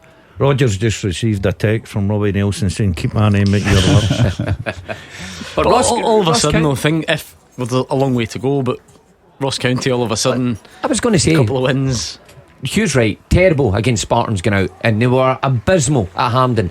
But you think of their game against Aberdeen, that Aberdeen won with that Kevin Nisbet 90 plus minute winner. I think they were okay in that game. They had a goal ruled out as well, and then last week against Dundee, and they're up and running today. So Don Cowie's doing not too bad at home. A win today and they go above the mighty well and join Dundee United in joint fourth place. A reminder of your teaser, please, Hugh, if you can. Since 2012, 6 Swedish players have played for Rangers or Celtic. Name them. Okay, at Clyde SSB. What have we got coming in here? Most of you are giving it a real good go. Wonder if it's one of those days where there's actually more on your list, because there's one that worries me in a steward's inquiry type fashion. Many you got? 4? I've got 4. We've got 4 definites. We know that, Hugh. Yeah. Don't even try and take any of those away. No, I wouldn't. Yes, Hugh. Yeah, I've got a 5th, but I can't spell it. Have you? Can I spell it? Go for it. Just I'll try and decipher what you write down, or draw a picture of him. I'll draw the picture. Anyway, we can get back to that. We can worry a bit more about it later on, because I think there might be a 7th, if I'm being honest. I'm having a wee look here. Is he Swedish? I think he is. Maybe, I think I think he was born. We'll get him in. He was born just south of Malmo. You were searching for a Swedish city when you just went for Malmo. I couldn't think of another one. Hugh, there we are. Is that one? Have I spelled that right? Yes. Yeah, well done. Well done. So we're waiting in 1. 5 out of 6. We're happy with that. From what year is it again? 2012. Okay, that's good actually. There was one there that worried me, but I don't think. It's a bit sneaky, because this guy played twice in 2012. Well, that counts. So we're gonna have to throw a 7th one in if you're being. Who's making these? If you're being official about it. Hugh, come on, Hugh. Only played twice in 2012 here before leaving. So who did he play with? Celtic. Who's that, Mark? You should. Mark knows him. No, do ya? Oh, aye, I'll know him. Let's see. I don't like the silence on here. I have to say. Brilliant. Think it's him? Yeah, that's him. Maybe. You're getting accused of cheating for your 10. Oh? Who? You? That's terrible. Aye. Who? You, Gordon Dale. Jason Nah, says that I'm fed up with these people. Do you know what I mean? I'm really fed up with them. I was really They build happy you up to pull you back I down. was really happy yesterday, Mark. I was getting good vibes for people in Asda when I was in doing my shopping. Vibes? Yeah. Yeah. Right. I was getting a lot of plaudits, but these people are so jealous. I wish they would just go off the train. Well, why don't we settle this? Why don't you play Hugh Keevins right now and see who can be crowned How the do I do ultimate that? champion? One of you just go out the studio. Aye, king of the Right now. Right, I'm nearest the door. I'll go out now. You go first. You go into that little airlock bit in there so that he can't hear us. Producer Ross, keep him in there, because if he goes out he might hear us in the office. This must be the first we've done this. Of course. You help me. No, don't you dare. Aye. No chance. Aye. You can get out as well if you're going to behave like no, that. I'm not. Well, I didn't agree to it. Right, come on. Right. I bet you I get none. It's ya. you against Hugh Keevins. Right, okay. For the ultimate accolade. You both got 10s this week. We never play Beat the Pundit on a Saturday. You Come up on. for this? Yeah, go. Your 30 seconds on Good the clock. stance. Your time starts now. Who was the only goal scorer in last season's League Cup final? Ida. How many Scottish teams has Greg Taylor played for? Greg Taylor played with 2. Who was the last Chelsea player to be capped for Scotland? John Spencer. Before St Mirren, who was the last Scottish Premiership side Greg Kiltie played for? Kilmarnock. Who did Celtic sign Alistair Johnstone from? Toronto. Before kick-off today, name any sides unbeaten in the Championship. Falkirk. Okay, bring him back. Let's welcome in Hugh Keevins and see How did I do that? who the ultimate winner is going to be. Are you ready, Hugh Keevins? I am. Same set of questions. You suggle chuggy. 30 seconds They're on hard. the clock, and your time starts now. Name the only goal scorer in last season's League Cup final. Struggling. That's unfair. Jota. How many teams in Scotland has Greg Taylor played for? 2. Who was the last Chelsea player to be capped for Scotland? Billy Gilmer. Before St Mirren, name the last Scottish Premiership side Greg Kiltie played for. Pass. Who did Celtic sign Alistair Johnstone from? Vancouver Whitecaps. Before kick-off today, name any sides currently unbeaten in the Championship. United. Okay. How can this be fair when he shouts throughout the whole thing? That's ridiculous. This is bad delivery on a Thursday. That's more than 30 seconds. By the way, I can't believe Billy Gilmore. I can't believe the two of you went for the League Cup. I know. The only goal scorer in last season's League Cup Oh, the Rangers. was James Tavernier. Oh, the League Cup. The League Cup. Oh, no. Greg Taylor has played for 2 Scottish teams. You both got it. he's Hugh beat me. Keevins got Billy Gilmore and goes 1 in front. However, you equalised straight away. Greg Kiltie, 2. Kilmarnock. Yeah. You're level. None of you were right. Alistair Johnson signed from Montreal. That's what I said. Both of you knew Falkirk, Livy or Ayr were undefeated in the Championship, which means It's a tiebreaker. Onto a tiebreaker. 3-all. Come on, Shuggy. It's great excitement. I'm loving this. Unbelievable. See if I beat this old guy here. So ageist as well as a rowdy. A battle of the OAPs, isn't it? Come on, Gordy. I don't even have the tense music for you, but don't worry about that. Dig a ball. Here is your full time, your tiebreaker, sorry. How many goals have the Scotland men's national team scored ever? Ever? Write it down, please. How many goals have the Scotland men's team scored ever? Hugh Keevins, write it down. Show me your paper. Gordon, show me it. Same time, quick. You're both absolutely is that a 6 or an 8 at the end of yours? Whatever you want. You're both absolutely Would you go miles shut? off. You went double yours. Gordon has gone 248. and you've gone 487. in ever. Ever. We're not a big scoring nation. We're bigger than that. We never scored a lot of the What Euros. if I told you that the answer is 1,420, which means Kivo is the winner, the undisputed king. Oh no, I think I had a one in front of that in the studio. Well done. I to don't you. like these sort of questions. Have we scored that many goals? 150 years worth of international football. I didn't know that. We didn't score a lot at the Euros. 150 years. Oh, you were hardly any better. I was twice the number that Dazzler. Oh, I don't like them. That would have been a good way of doing it, I reckon. 10 a year. Yeah. Over that period. Would have been an okay way of doing it. You'd have been pretty close. But anyway. That would have been clever. I should have beat you. I should have got Gilmore. I cannot believe I never get Billy. He went John Spencer. Spenny. Anyway, just a reminder, if you're taking part in that first half teaser out there, the answer is there are 7 players we're looking for, not 6, because one sneaked in with 2 appearances in 2012 before he headed off. So there we go. Tottenham are beating Brentford now, by the way. Ange Ball back in front. Liverpool are winning because Bournemouth's goal was ruled out. Oh, was it? Initially, so it was 1-0 there. And Villa, brilliant in the Champions League, but losing at home to Wolves currently. So any other goals to tell you about in Scotland? Our featured matches: big game in Paisley, St Mirren 1, Hearts 1, Craig Halkett equalising after Richard Taylor had put St Mirren in front. Ronan Hale has Ross County in front against managerless St Johnstone. A quiet day in the Championship, but for Wraith 1, Hamilton 1. Nothing major developing down the leagues either. If there's any huge score lines or anything really of note jumping out from the Lowland League or whatever else, we'll try and bring you them as well. But Celtic would take a bit of heart from that Villa performance against Young Boys, because they're playing them in Bern, and they wiped the floor with them, and they've got to go to Celtic Park. I know that Celtic go to Villa Park in their very last game, but Celtic would hope that they would have sealed their position in the last 16 by then. just because we're getting a bit closer, let's finalise it once and for all. Hugh, read your teaser again, please. I don't want people to miss out. Yes, since 2012, 6 Swedish players have played for either Celtic or Rangers. 7.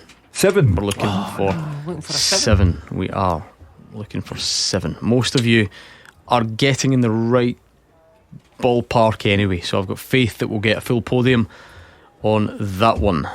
So we've got 6. So it's the 7th one that only played twice. Are you saying? Oh, don't get me wrong, one of the other answers wouldn't have played much either, but the one that was missing from the list, shall we say. Is he a winger? No, absolutely not. Okay, it's a goalkeeper. Oh, I know who it is. Okay, the big Celtic goalkeeper, the big Swede, big Swedish guy.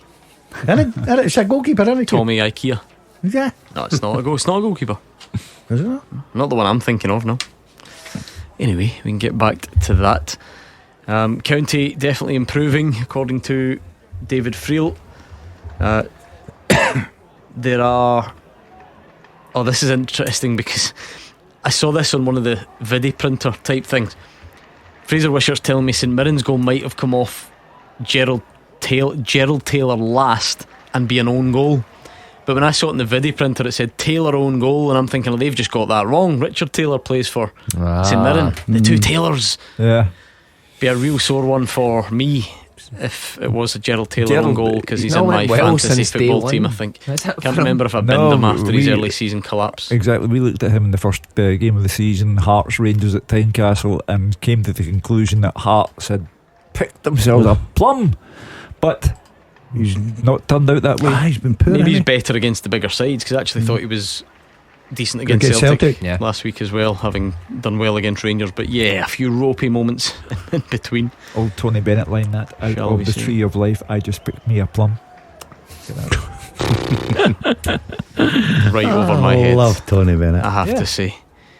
What was the one you loved with Lady Gaga in concert? Was it him? Yeah. I always remember you telling me about that. I've yet to find it. Oh, believe me, it's sensational. I can just imagine bottle of red, feet up, Lady Gaga and Tony Bennett in concert on the telly. Oh yeah. I told you last night, Lady Keevans of Bearsden, we had the caller from Turkey, and he was waiting to go to the karaoke, and he called us last night, and his party piece was Saturday night at the movies, and I had Drifters. Yeah, that's my wife's party piece. But on the show. Oh yeah, he phoned in. Yeah. Was he over getting teeth or a hairdo? No, he's there to get What, and he hammered. sung? Oh, he was this guy. You could tell he took it serious. He said, "Listen, I've not got long. I'm going to the karaoke. I've got my name up." And he was going in, and he had. I said, "What's your song?" And he gave me 2. Oh, right. So that's when I can't remember the second one, but it was something similar sort of genre. Yeah. I Do you don't know. what- do you know I what hate people. has been bothering me? What was Scott Allen's karaoke I'll song? tell you exactly. Because I was really impressed with the choice. Lost in Music by Sister Sledge. So it was. Lost in Music. Kept me awake That's last night. that's a hard one to sing, isn't it? I don't know why, but I So out of genuinely key. woke up this morning thinking, what was the song that Scott Allen said he sang in karaoke? That's a difficult number to handle. Yeah. Quite What's yours? It's a good choice. I can turn my hand to most. No, you come out with a funny one the last Did time I? asked the I kid. can't remember. Did you ever get your Oasis tickets, by the way? I We did. had I them, got we them. did. I'll be there. Don't worry about that. Bit of a stop-start game now for Fraser Wisher. Oh no, it's not, because we've got one of these. There you go. Goal flashes with M&D Green Pharmacy.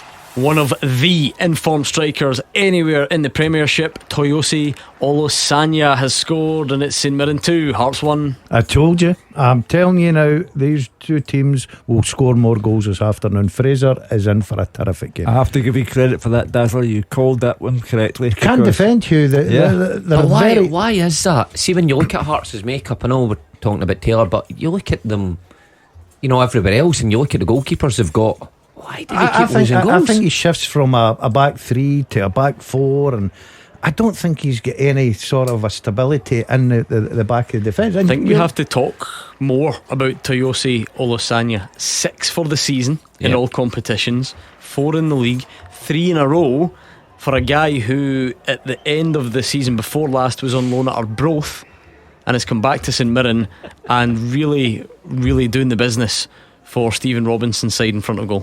Yeah, unbelievable. And you know what? He's got real competition for places, and sometimes that's what you need. You need somebody just behind you, knowing that you've got to do it every single week. St Mirren will be fine if you've got him in form and scoring goals every week. Let me, since you called this correctly, in this welter of goals that we've already had, and there are more to come, you say, yeah. Does Lon Shankland ever get the first goal of the season? Oh, I know. He'll be desperate for a goal, won't he? I've never, as a striker, when you start the season, you want the first one, and the longer it goes, it does start playing on your mind. Is Roger Hanna sitting at Hampden with sun cream on his head, rubbing that in? Because I think Queen's Park have scored. Why is he not in the buzzer? No, he is, but I was just digesting that St Mirren goal for you first. Never got Rogers. With M&D Green Pharmacy. Queen's Park 1-0 up against Ayr, and it's Cammy Kerr with a header at the back post, deep corner, 35 minutes, and there was Cammy Kerr with the header. Have you seen him since he got back? What a suntan on him. Roger Hanna. He'd sit in the sun when he's lying on the beach. He stands up, he's got to duck. Truly mahogany. Does he take a good tan? Faced. I didn't have I him down never as someone thought he who would. particularly would, but he was. neither. Where was he? The Sun, I think. Like the actual. See, Mexico. I phoned think him. I could Mexico. still see Roger on the beach with his shirt and tie on. He's thong. 100%. What? There's no need for that. At lunchtime, full shirt and tie. A belly flapping all over the place. Here he comes. Here's a Hannah man. Big red thong. Here we go. What is going on? He's put the collar in. He's giving us Specified some as thought. red. I told you he's got a fascination with breaching the Communications Act. We're all going to prison. Everybody's got that in their head now. That is disturbing.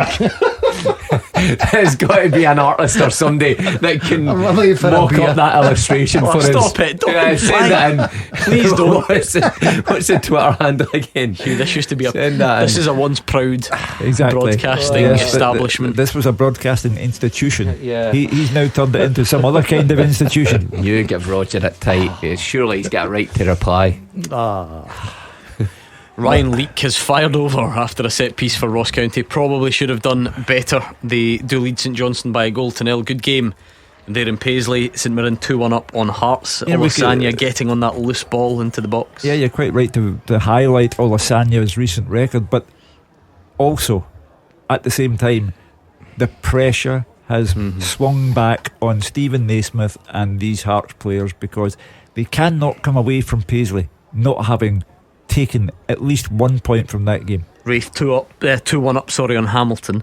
The thing I love about the Olasanya goal, just innocently described as getting onto a loose ball, but Mark, see the desire he shows to get on the end of loose. He always seems to be on the end of them. It's no accident. And the number of goals he scores where a defender is facing their own goal and the ball's bouncing and he just wants it more than them and nicks it off them. Well, the instinct, that's a striker's instinct. The guy to the left of me will tell you a bit about that, but he has got the attributes as well. He's big, he's strong, he's quick. Nightmare to play against, it looks like. And if he gets the service, he will score goals. He's playing with confidence, Mark, because he's got off and running. He's scoring goals. He can't wait for the next game to come along, because he thinks, give me a chance, I'll score a goal. That's why it's so important for Shanklin to get off the mark. I know that he's used to maybe going sort of beginning the season not scoring a lot of goals, and then he comes with a run. I think he done that last year, Gordon, didn't he? Didn't score many up to about October or something, and then he comes with a great run. But he will be desperate to get a goal. I like how you just clarified that it was Gordon Dalziel that was on your left that knows about scoring goals and not Hugh Keevins. Bearing in mind up to the listeners. We're not live streaming on a Saturday. I left it up to the listeners to judge. Do you think people care? Do you think people have ever wondered actually what's the formation in here? Yeah. Oh, of course on a Saturday, because it's set in stone, it's consistent. I am obviously on one side of the desk. We all stand. Mark Wilson's right there at 12 o'clock, right in front of me. Got Hugh Keevins at a sort of 10 o'clock and Gordon Dalziel at 2 o'clock. 2? I would say. I don't know how I got this position though. All those years ago, how I got put here, because you're in the short straw, because you need to look at me and you can't see the telly can't behind see the telly, me. and there's a big camera. I don't know what this is in front of me that blocks most of my view. So that's how I would Speed never camera. stand there. Shush. That's just put me off. Gordon Dalziel is panicking in case he thinks he's getting a speeding ticket through the door, basically. Which is and it's no fault of my own. Right, that wasn't you. Absolutely, I'm innocent. What road are we talking? Because our listeners will know this stuff. Our listeners will know what cameras are more likely to get you than others. Where are you? I was coming down from St Andrews. Jeez, that's a long road. Kirkcaldy East, is it? Right. On the 92 all the way to the Forth Road Bridge. So coming back from St Andrews. Yeah. You're doing 92. I know exactly what one you mean. Yeah. Nah, I think you're fine. No, I've it another. Does change a couple of times, doesn't it? The speed limit there. It doesn't. It's a 70. No. Okay. So this sums this guy up. When I met him the other morning, he says, I'm gutted. I'm absolutely gutted. I've got a speeding ticket, and So I've you don't been even done. know. Right? No. But he's speeding. He's down the dumps, and I'm like, well then. I said, when did you get it? I've not got it through yet. I said, what do you mean? He says, I think I've been done. But he was devastated. I couldn't sleep on Sunday night. A negative thinker. He was on about it again I wasn't today. even speeding. If it's not through, you know what? Don't even pay it. See if it does come through. Don't I'm even. not sure we can. I'm not See sure where that goes. I'm not sure we can offer that type of advice on the show. No, I think wanna see where this guy goes. I think I'm legally obliged. I'm legally obliged to ask you to take that back. I will withdraw that for most of our listeners. But Just in see what case. happens to you. I heard it on the radio. Yeah. Officer. Like those parking tickets. No, you always see listen, people let's saying just- that, don't you? Don't get yourself. I know. Don't say something you'll regret. But keep us posted, will you? No, let us know I'll how, keep if it comes through. I reckon I've got 6 more sleeps. He's looking for the postman at his window every day. Oh, it was a nightmare. I'd seen the brown envelope this morning. I was just, oh no, here we go. But it was a check. A good brown I've envelope. never had a check in years. A check? A check. What'd you get a check for? Hugh still writes them every week. Honestly, it's the first check I've ever had in years and Who's years. sending checks? I got it Hugh from Keevins. somebody. £14.64. Morton 1, I'm not even taking it out Airdrie of the bank. 0. Just trying to interrupt your nonsense. Delaney with the goal. Well, We're you see, approaching this the is end of the why half. this is why Rhys McCabe and the St Johnstone job, is not really a topic of conversation.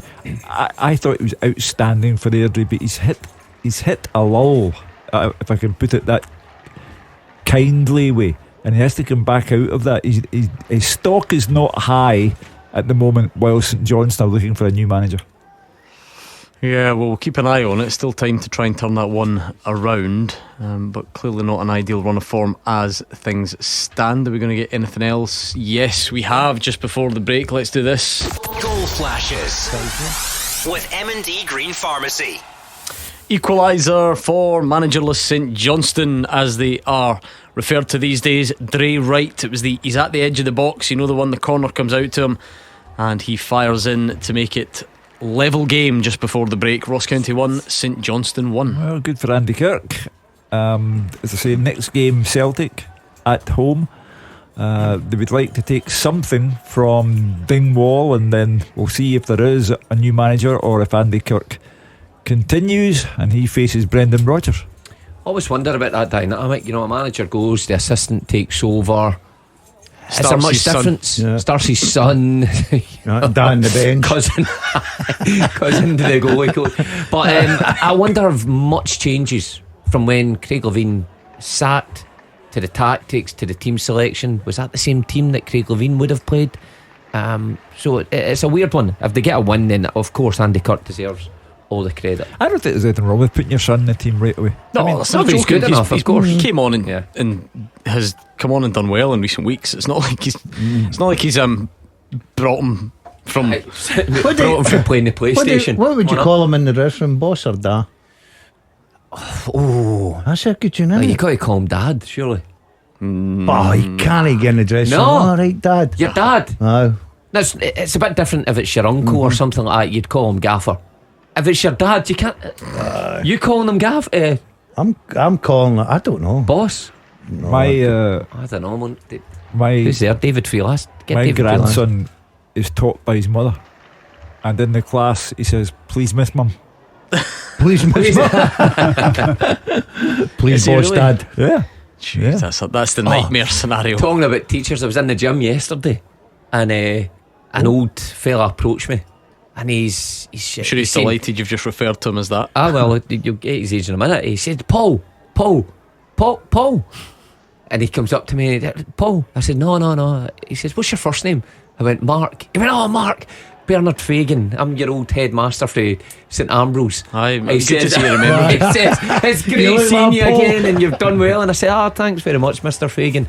But he says, I'm 80 years old now. 80 years old, and he's still in the gym in the David Lloyd, running away. Yeah, and almost recognise him. But call me Paul Wilson. Good to see you left. Good to see you left. Paul Wilson. I know. He says, sorry, I got you mixed up. Late penalty check for Ross County for the goalie on Jordan White, not given though, and it's half time in our featured championship game at Hampden Queen's Park against Ayr. Roger Hannah. And it's Queen's Park 1, Ayr United 0 at the break. It was a very dour and drab first half hour here at the National Stadium, and it was actually Ayr United that showed best first. Gordon J. Henderson having a corner smuggled away at the near post, then another set piece delivery that somehow fizzed across the 6-yard box with no takers in the Ayr attack. Ben Dempsey, the Ayr captain, then fired over the top after 20 yards. Dempsey been the only booking of this first half for an early foul, but then Queen's Park in 35 minutes suddenly came to life. Josh Hines making his first start, fed Roddy McGregor, his shot pushed round the post by Ayer's debutant goalkeeper Liam Russell, but from that resulting corner taken by McGregor, the opening goal came in right across the 6-yard box. Nobody intercepted it at all, and there was Cammy Kerr up from right back to head home at the back post, his first ever goal for Queen's Park. Ayer's response has been good. Jake Hasty burst clear, his cross come short, hit George Oakley while the centre forward was in an offside position, and then skipper Dempsey firing in a low shot that had to be tipped round the post by the Queen's Park goalkeeper Callum Ferry. Ayr will be disappointed with the way they've played so far. Scott Brown will clearly need more energy, more dynamism in the second half. Queen's Park probably just about worthy of the lead. Queen's Park 1, Ayr United 0. Big second half coming up there. What about this one as well for David Friel in the Highlands? Ross County against St Johnstone.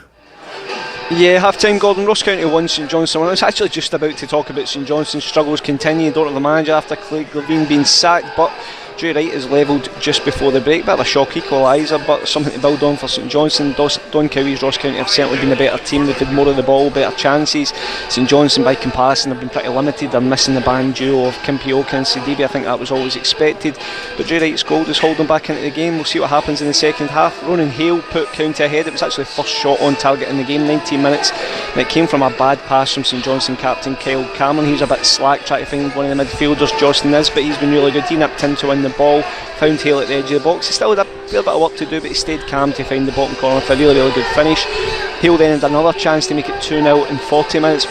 Ball fell to him inside the box, it kind of ricocheted towards him. He thought he was going to score, but this time he fired wide. Ryan Leake also blazed over the bar from inside the box. And Johnstone, they hadn't really threatened that much, a couple of set pieces, but it offered very little. But then they seemed to have a wee flurry before the break. Matt Smith had a shot blocked, Jay Wright had a shot blocked, and then from a corner, Jay Wright was in the right place, 20 yards out, just hammered the ball through a forest of legs, and it found the back of the net. County then had a penalty claim turned down. Jordan White went down inside the box, the referee was having none of it. And I think this one is still in the balance. Now half time, Ross County 1, St Johnstone 1. Nothing in Paisley yet. It's keeping us waiting. It's the big game of the day down here, and it's delivered the most drama as well. So we'll speak to Fraser Wishart as soon as we can. There were 4 minutes added. I think we're round about at the end of that now. So whilst we wait, just a quick one. Level game in the Highlands, plenty to play for in the second half. Yeah, it sounds a decent game. We're saying Don Cow's got them going okay up there, but Andy Kirk will be delighted to get an equaliser. Old cliche, just before half time, changes your team talk. Be interesting to see which way that one goes in the second period. Yes, looking forward to finding out actually. But Fraser Wishart is about to join us. Of course, it's always a minimum of 4 minutes added. Quite a nervy 6 minutes added at Fir Park last night, I have to say. And then Motherwell scored within that, so you know it's going to go on a bit longer. I'm sure I saw you heading for the exits just around that I always leave early, just like a minute or two to get away from the traffic. Or was he not doing your plan? Was he not coming for extra time, just leaving the house? Remember you said someone actually asked me that, said the goals went in, he turned and went back home. Gordon just about to arrive. I was there all night. Half time in Paisley. Fraser. Yeah, St Mirren 2, Hearts 1. That's a good game to watch actually, plenty going on, really competitive, number of yellow cards, but Hearts have played well in spells but find themselves 2-1 down as Saints scored 2 set piece goals. Looks like it might have been an own goal by Gerald Taylor and Olasanya, and in between Hearts also scored from a corner by Craig Halkett. Hearts started the game very well. Vargas pacing behind, causing Saints problems in 5th minute. Ooh, we lost Fraser Wishart there, didn't we? Shankland kept a Penrice cross alive. The opener came at the other end. It was a simple goal. Mark O'Hara with the in-swinging corner from the left. Good pace on the ball. Richard Taylor jumped with his namesake Gerald Taylor, and everyone was celebrating as Richard Taylor ran away as the ball ended up in the back of the net. He used real good strength, but it might have hit Gerald Taylor and gone into the back of the net with the last touch. Hearts responded really well though, Grant. We'll put Fraser out. We got most of it. We got there. We got that Taylor equaliser. What we didn't get was the Olasanya goal that's put St Mirren back in front. But we'll do a full roundup of the halftime scores, and I will give you the winner and the answers to the first half teaser after these. Scottish football's league leader. This is Clyde One Super Scoreboard. Half-time scores in the Scottish Premiership: Ross County 1, St Johnstone 1 and St Mirren 2, Hearts 1. In the Championship, Morton 1, Airdrie 0, Partick Thistle 0, Dunfermline 0, Queen's Park 1, Ayr United 0 and Wraith Rovers 2, Hamilton Accies 1. In Scottish League 1, Alloa 0, Kelty 0, Arbroath 0, Annan 0, Dumbarton 0, Montrose 1, Inverness 0, Cove Rangers 1 and Stenhousemuir 0, Queen of the South 0. In League 2, it's Clyde 0, Elgin 0, East Fife 2, Peterhead 0, Forfar 1, Stranraer 1 and Stirling Albion 0, Bonnyrigg Rose 1. Of course, 2 Scottish League Cup quarter-finals to come a bit later on, so stay tuned for the build-up to those. And before we go any further and get back to the second half, Hugh, let's do this. The first half teaser with the scottishsun.co.uk/football for the best football news and opinion online.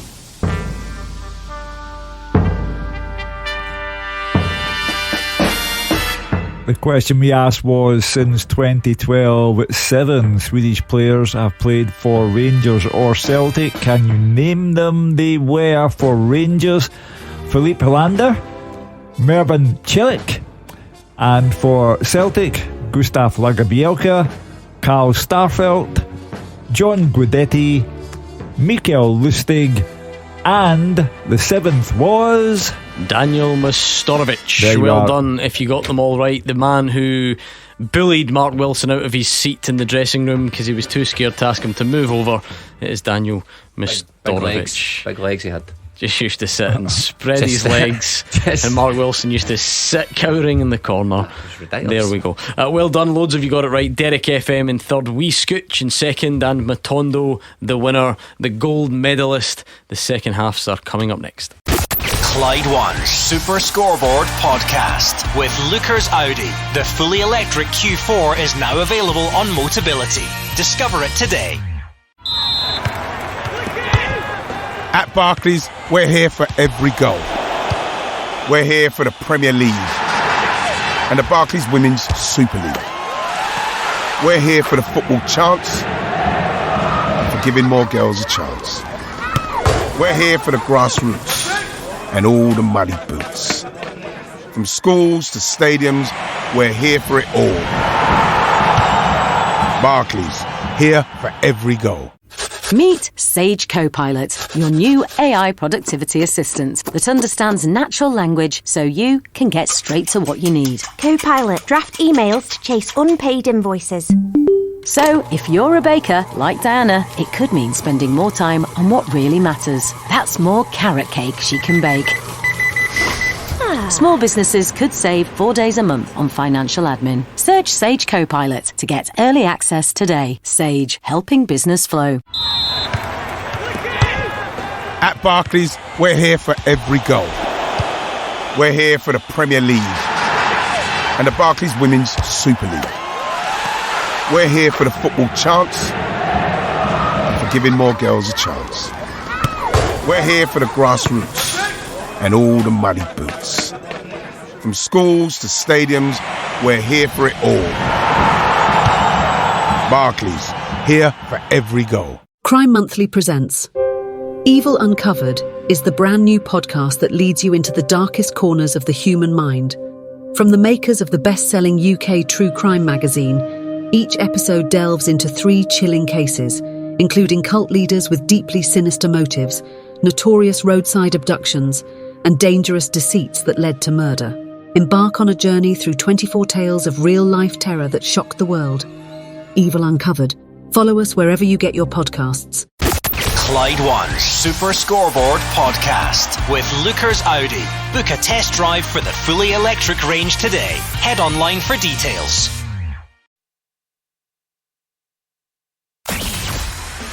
The team with the biggest support in Glasgow and the West. This is Clyde One Super Scoreboard.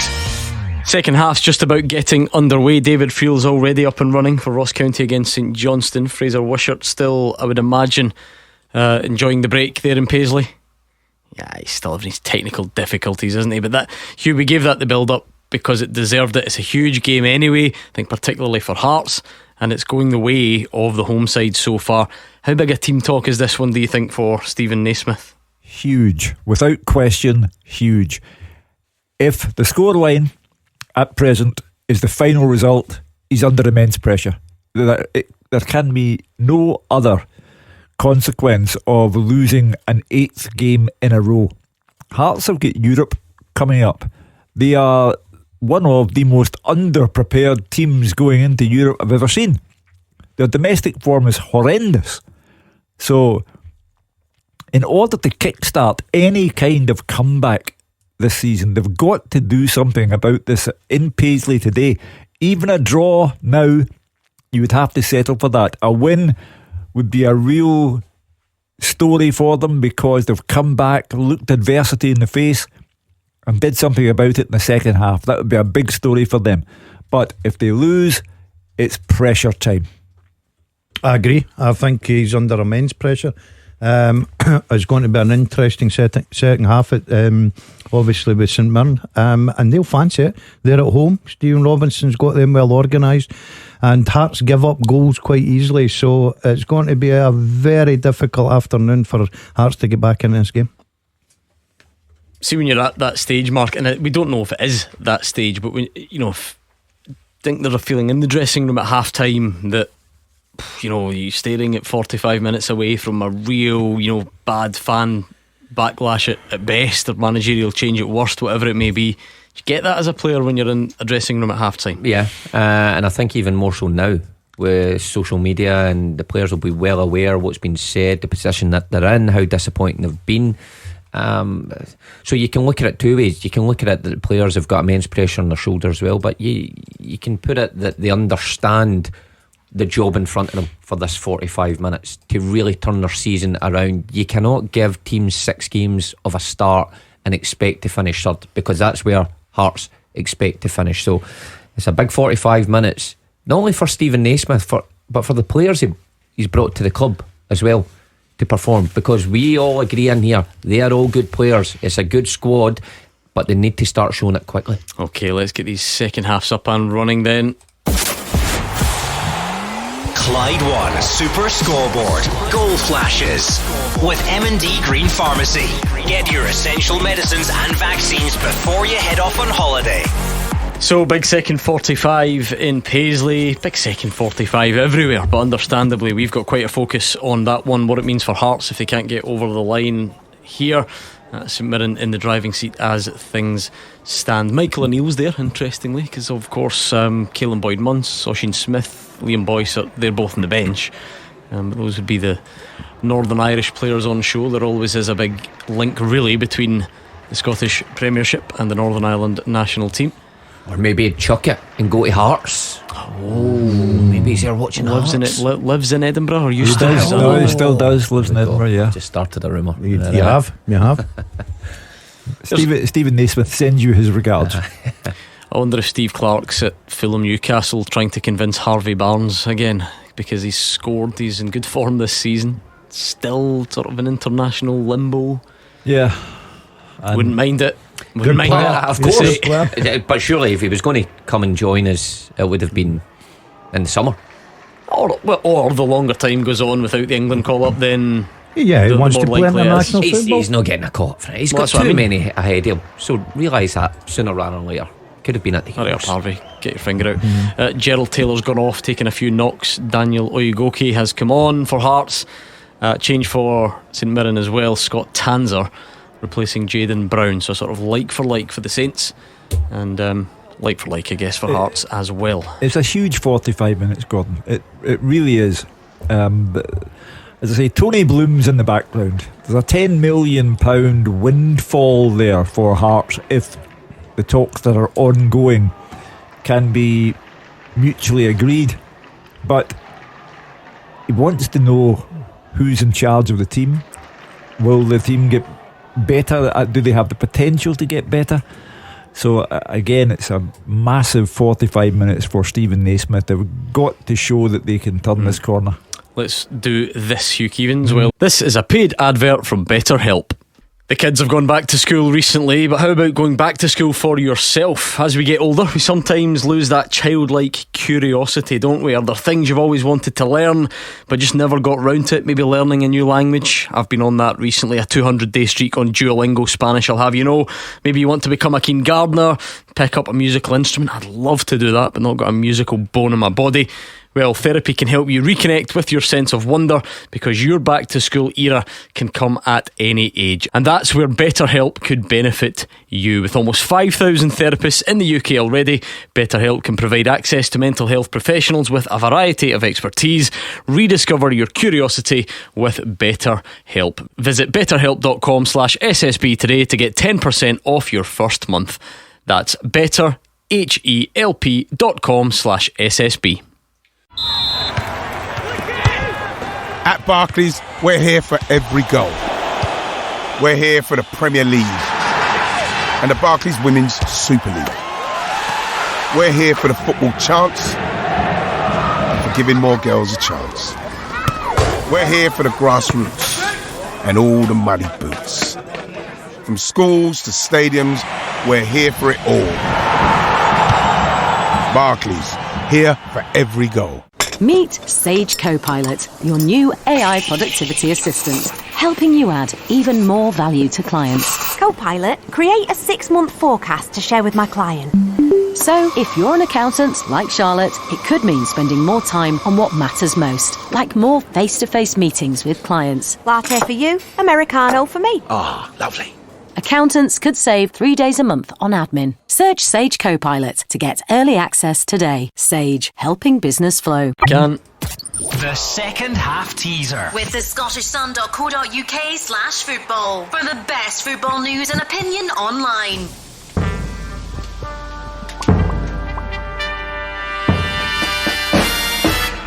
I have played alongside Barry Ferguson and Jordan Pickford. I've been managed by Alex Neil and Tony Pulis. Despite playing 6 seasons in the English Premier League, I only managed 1 cap for my country. Who am I? So I played alongside Barry Ferguson and Jordan Pickford. I was managed by Alex Neil and Tony Pulis. I had 6 seasons in the English Premier League, but I only managed 1 cap for my country.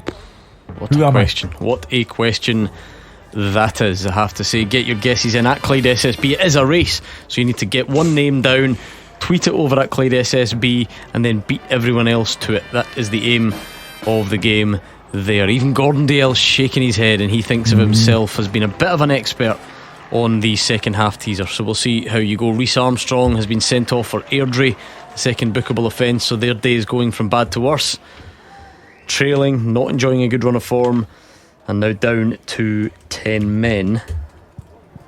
Yeah, as I say, it's an unfortunate time for Reece McCabe's stock to have fallen a bit when there is a managerial vacancy in the Premiership, and he has had some great days with Airdrie, but they're going through a slump. Inverness have equalised against Cove, 1-1 there. Another club that's had a bit of turmoil recently, but they're coming out of that. They've restructured, and there looks to be hope. At one stage you feared that they could go out of business. Okay, no goals to tell you about in our featured Premiership matches yet. You suspect the next one in Paisley will be massive. You can just imagine the reaction from that big, vibrant Travelling Hearts support if they were to go 3-1 down. And if they can get one back, or if they can equalise, then we could be set up for a blockbuster finish there in Paisley. So we'll keep a keen eye on that one. It's level as well between Ross County and St Johnstone, so which side will take the initiative there as well. Big games across the Premiership, and we are minutes away, you would have thought, from going to Ibrox for the first time this season to bring you team news ahead of a Rangers game. We're about to do that any minute now, so stay tuned. Andrew McLean is there for us, just setting up and getting ready to go. Where's Andrew been? Has he been in his he's holidays? Been on holiday. He was in the same sun lounger as Roger. He seems like he's been missing for a long time. He's back. But he put a lot of good hours in the summer, Andrew, so he deserves a well-earned break. Hope he's enjoyed it, refreshed, ready to come back. No, you're always just waiting for like the joke. I thought there was something coming there. Sarcastic line. No. That was just a genuine sentiment. A genuine sentiment. That's the thing. I don't disagree, but it's almost just shocking to hear you be sincere about anything. Barry Bannon, just feel still playing. Barry Bannon will just still be scoring goals in the English Championship / League One for the next 50 years. He's put Sheffield Wednesday 1 up at Luton. I covered his first match 50 years ago. I was going to say, and of course one who's never played up here, sort of weirdly. I came across him briefly in one of the only Scotland squads I was in. He was in the La Manga crew that get taken away to train there for a few days before the I love La Manga tie against Brazil. Good place. It was good. We got there and we were allowed straight for the night out. I thought this is brilliant. Scotland's great. To the wee pub just up the road for the hotel. He's another one though that he's exactly the same. He's like days apart from me in terms of exact same age. So when I keep hearing people refer to him as being this ancient footballer, I'm just like, seems like he's been about forever. So you're a pup as a broadcaster, but he's ancient as a footballer. Aye, Gordon, aye. You are. You've got a long career ahead of you. Eh? So in front of you. Who knows?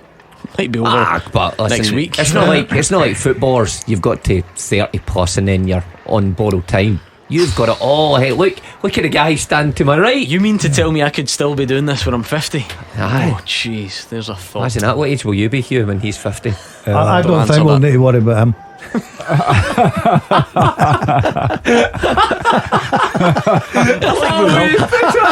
I think we will actually. You know what? Sorry, Hugh, that just come out. I didn't know what to say there. I think we will. There you go.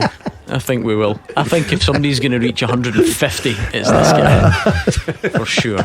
Anyway, minutes away, truly minutes away from team news at Ibrox. Looking forward to hearing from Andrew. It's an important call for Philippe Clement today, because the homecoming, as I say, you can't have a homecoming followed by an eviction from the tournament. So Igamani got to be in the team, you would think. We'll see. The fans are looking for him now. Dessers, poor old Dessers, he flatters to deceive, and he did that last week at Tannadice, and I think the fans are looking for that big change today. By virtue of us not having any correct answers on the teaser yet, that tells me it's a good one, because none. Even when it's difficult, there's usually one person at least who steams straight in with the correct answer. None. Shall I so repeat far. it? You could tease your adoring public again, I suppose. I have played alongside Barry Ferguson and Jordan Pickford. I have been managed by Alex Neil and Tony Pulis. Despite playing 6 seasons in the English Premier League, I only managed 1 cap for my country. Who am I? At Clyde SSB, come on, all you experts out there who usually smash these questions. What's happening today? Is it just harder? So that's struggling. What are you? No, because the only connection obviously to Scotland is Barry Ferguson. There, isn't it? So Alex Neil's Scottish. So yes, good call. Well, we'll wait and see if anyone can chip in with the correct answer. Even Roger Hanna, David Friel, guys that fancy themselves a bit in the knowledge stakes. No, not hearing a single thing, not a peep. It's hard that. I'm struggling, got to say. Well, if you're struggling, what hope the rest of us got? The nation be better. Just you are the man at the second half teaser. Not just now. David Friel's thinking, how long will it take me to get back from here? Dingwall. Yeah. On a dark night as well. I know, yeah. That's it. You've immediately over the international break reached that time of the year where you won't get back in daylight. Yeah. Because I reckon I've got one of the most predictable schedules ever, because I leave this building at the exact same time every night, every minute. Nothing can sway it either way. They could. I'm always acutely aware of one night I'll just appear out of this automatic doors here and it's dark, and that's it. And then 8 o'clock is your cut off point. David Friel's got no chance, absolutely no chance. Safe driving though, for what it's worth. He's wondering, will I make it back for Anthony Joshua? It's his wife's birthday as well. Oh no. Surely he's taking her up there. And good night in for Dingwall. the Ross County game. Here's your present. Get a wee half-time pie in a programme. There you are, sweetheart. I know how to look after you. Cold fish supper from Aviemore. Oh, I liked Aviemore. That would be the way to do it. I did the journey last week. What time? That was a 2 o'clock kick-off though. We got home around back at 8, something like 8:30, 8:45 it was, yeah. So we get should we tell David Friel's wife Andrew McLean, who does the schedule for the weekend, has just informed me that he offered to go. He volunteered to spend the evening in Dingwall. Wraith 3, Hamilton 1, Dylan Easton. That's turning into a really good afternoon for Wraith, and they needed it. And our featured game in the championship has one of these. With M&D Green Pharmacy. Queen's Park 1, Ayr 1. Ben Dempsey with the goal. Good play. Oh, we've got another one in Dingwall as well. Goal flashes with M&D Green Pharmacy. Andy Kirk, managerial bounce, is it? Ross County 1, St Johnstone 2, and it's a belter of a free kick from Nicky Clark, stepping up when St Johnstone needed him. Not sure how many free kicks he's scored over the years, but he's got one today, a belter according to David Friel, and it's Ross County 1, St Johnstone 2. Well, that if the scoreline becomes the result, then it lessens the need to rush into a managerial appointment, if even that was under consideration. So Andy Kirk will get the job again next weekend playing Celtic. He's got to hang on to this though, because Be honest, that would be a very good point. Here's a big thing, a big deal I should say, and I don't know how even in Scottish football we managed to get ourselves in these storylines that just rumble on and develop. I never thought it would be a big talking point to cross to Ibrox for the first time this season, but let's do it, because Andrew McLean is there and has the Rangers team. Yeah, 3 changes for Philip Clement coming into this one from that 1-0 win against Dundee United last weekend. Out go Dowell, Diamandi and Cortez. In comes Sterling, Bayrami and Czerny. So it does mean that there is no Igamani. There had been a lot of calls for him to start this game, but he doesn't.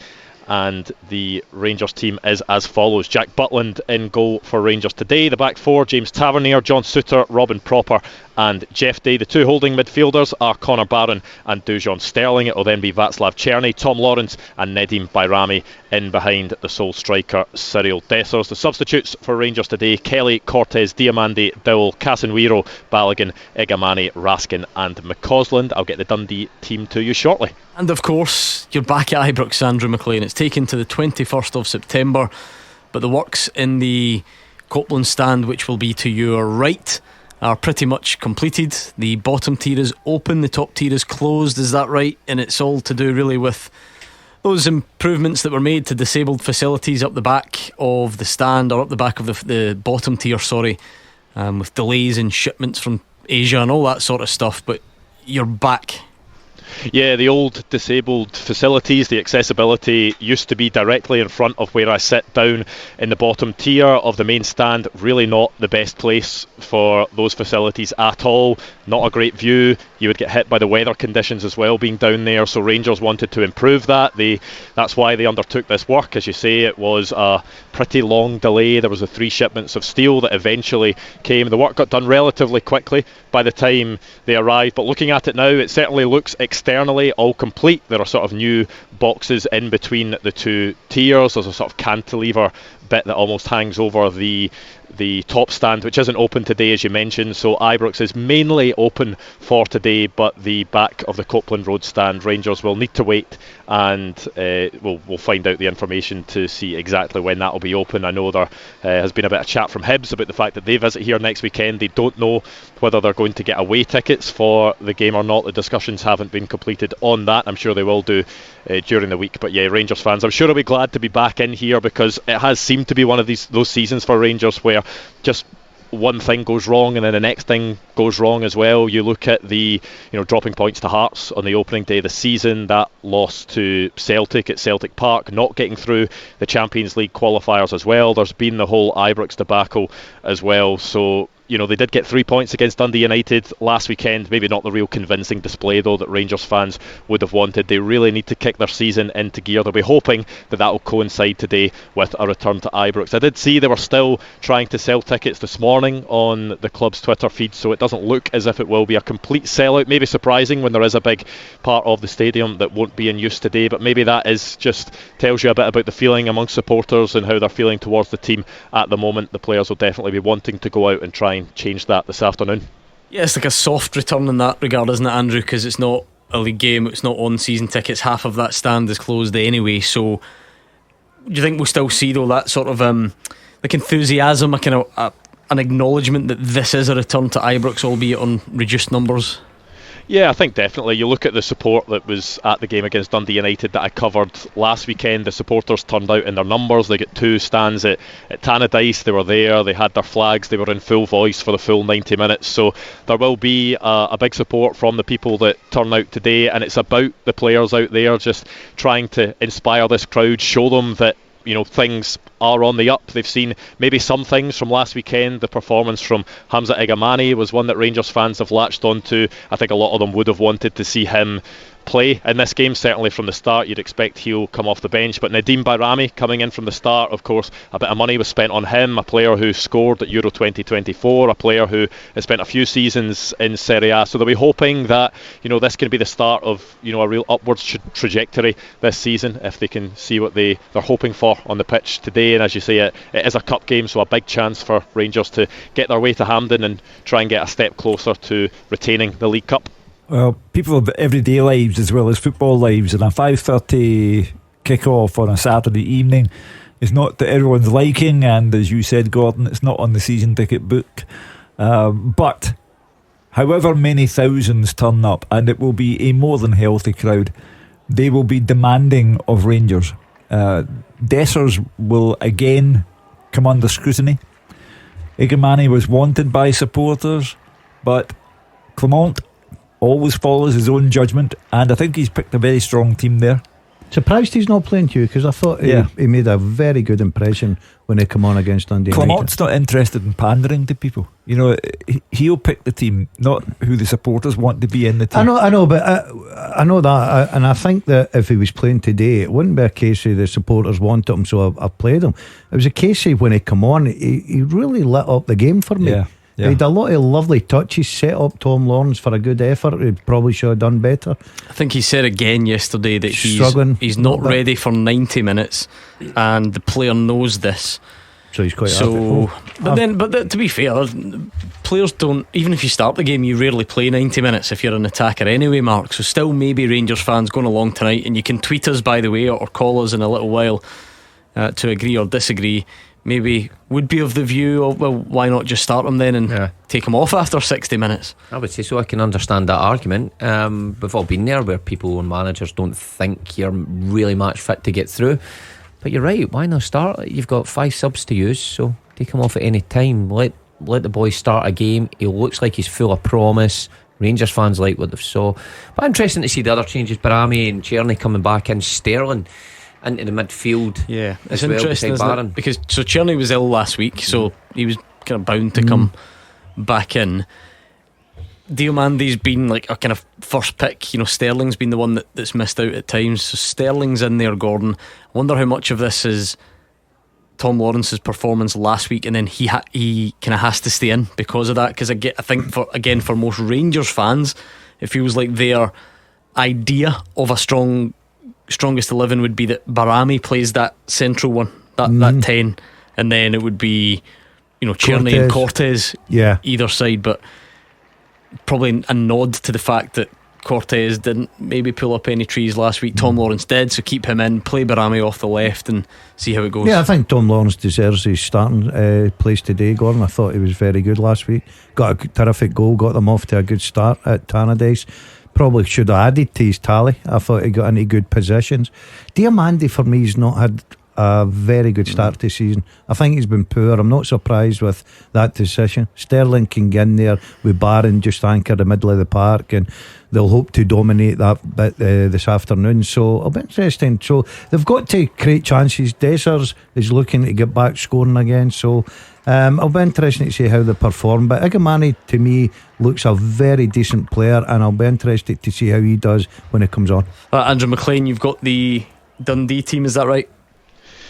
Yes, Dundee, of course, the visitors here today. Dundee very happy with the job Tony Docherty has done there over the years, and of course the players he's brought in. So it will be Carson in goal. I don't quite have it shaped up yet, as it's just been handed to me now, but the outfielders: McGee, Tiffany, Cameron, Adewumi, Murray, Kumetio, Larkeche, Braybrook, Silla and Portales. The substitutes: McCracken, Ingram, Astley, Mulligan, Main, Riley, Robertson, Palmer, Holden and Vetro.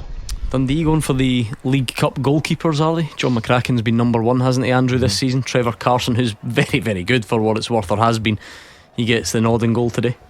Yeah, John McCracken been so impressive that he worked his way into the Scotland squad over the last international break. There was a dropout, of course, that meant he was a late call-up, but there maybe is that gap, really, in the Scotland team, the Scotland setup of a younger, up-and-coming goalkeeper who he impressed when he was younger. John McCracken went down to Norwich and has worked his way back up to Scotland as well. But you know, when you've got a younger goalkeeper that is very reliable like John McCracken, and then someone like Trevor Carson to come in, 2 very good options for Tony Docherty. So probably no surprise that he's able to rotate and be very happy with both options. Well, as usual, if you're looking for a danger man, it's Simon Murray. You know, that a lot of Dundee's game plan, you would imagine, would be for him to use those attributes, try and unsettle Proper and Suter and the others at the back. To be fair to Simon Murray, he's at the advanced stage of his career now, but he remains week in, week out a real threat, a pest, and Rangers will need to pay careful attention to him. It's a fascinating match because it is the homecoming. It is the trophy that Rangers have in the cabinet. It is the one they must defend. It is the first trophy of the season, and they don't need any excuses for fans to get on their back. The fans have had enough of excuses requiring them to get on the team's back. So, fascinating night, but I do fancy Rangers very strongly. Surprised though that there's still tickets for sale. I know the timing isn't 3 o'clock on a Saturday, but still, when there's been so much made of being out of Ibrox for a long time, and people not liking going to Hampden, and this desire to get back to their home stadium, you would have thought they would have been snapped up, especially when a part of the stadium's closed. So that was a surprise. I wonder if it's anything to do with it, what's going on the field, if it's not attractive enough. But there was glimpses at Tannadice that there are good performers in there. Tom Lawrence, for instance, but I know he's not playing. But Barami, we got our first sighting of him. So I would have thought there would have been people going along there in their droves to witness that. It might turn out that will be a sellout come kick-off time, but surprised at that. I mean, anecdotally, it's just one or two examples, but I think we did have people getting in touch, didn't we, during the week, just saying 5:30 on the Saturday is not as suitable. And that's why I say people have everyday lives. That's why they wouldn't go. You've got a game that finishes at potentially at 7:30. There might be extra time, you never know. And you've got to get away from Ibrox. You might live an hour or so away from Glasgow, whatever. And it gets dark at 8. Get to be home before dark. Yeah, I don't like 5:30, 6 o'clock kickoffs. As a person that loves the football, I would never go to a game at that time. Clashes with the 1% club for you, does it? If it goes to extra time. We like the 1% club. Strictly the night. Gordon and I text each other on a Saturday night. The 1% club. I've said that. Why have I been excluded for this? Do you want added in? You're always out, and I genuinely don't know anyone. I don't know anyone with a social life like you. I'm doing nothing tonight. I have dropped you Strictly after Saturday Super Scoreboard. I have dropped you in town for the last 59 Saturdays. You never go home after the show on a Saturday. Do leave maybe taxi money for all those. No. I don't grudge it. I'm more than happy. I'm just noticing a pattern in that you don't go home after the show on a Saturday. I'm going to keep it quiet tonight. Strictly come dancing and maybe a takeaway, Hugh. The Strictly thing, not for me. No. Couple of things. Lasts too long. Firstly, I hate Strictly. Don't have the attention span. That nonsense, do you? Far too long. You've got a point there. The actual dancing bit, not a problem. Quite entertaining. Talented people. Some of them, good on them. See all the bit in between where the grown adults are jumping up and down and cheering and grabbing each other. Whoa, not for me. Not for me. You're having a go at Anton de Beek there. Not even. No, I mean it's all the. It's the hysteria I can't quite handle. The fake hysteria. I'll skip that bit and I'll go get with you in that one. The contestants are boring this year. I mean, who's in it? Paul Merson. Oh, yeah. Oh, is he? So, how's that boring? That'll be good. Some guy from EastEnders, and I mean, where's Angela Rippon? You did like Rippon last year. She's good. He's excited now. What's the camera? Let's change the subject. Yeah. Specs have steamed up in here. That's strange. Most peculiar, I have to say. That's the best I've seen. You need to stay off that, Strictly. You watch Channel 3. Arbroath 1, 9-0. You'll be pleased to hear Ryan Dow with the goal there. We'll go to Dave Galloway soon and get team news as well from Aberdeen and the Spartans. Meanwhile, the clock ticks down in Paisley and Hearts don't get an equaliser. So a few changes. The like for like one, the two similar signings that were made. Danda on, who Mark Wilson loved. I've always been more of a Blair Spittle man. He goes off. And a couple of changes for St Mirren as well. Smith, Van Veen and Scott all on. That's like three kind of forward thinking players. Phillips, Olasanya and Mandron. So really the attacking trio swapped round for St Mirren.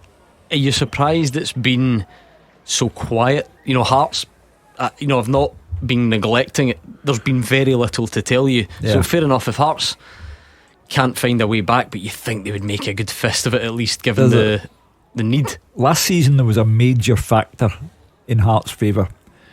If Shanklin played, you had a real chance. If Shanklin didn't play, your deficiencies in that department were highlighted. Where is Shanklin? Still waiting for that first goal.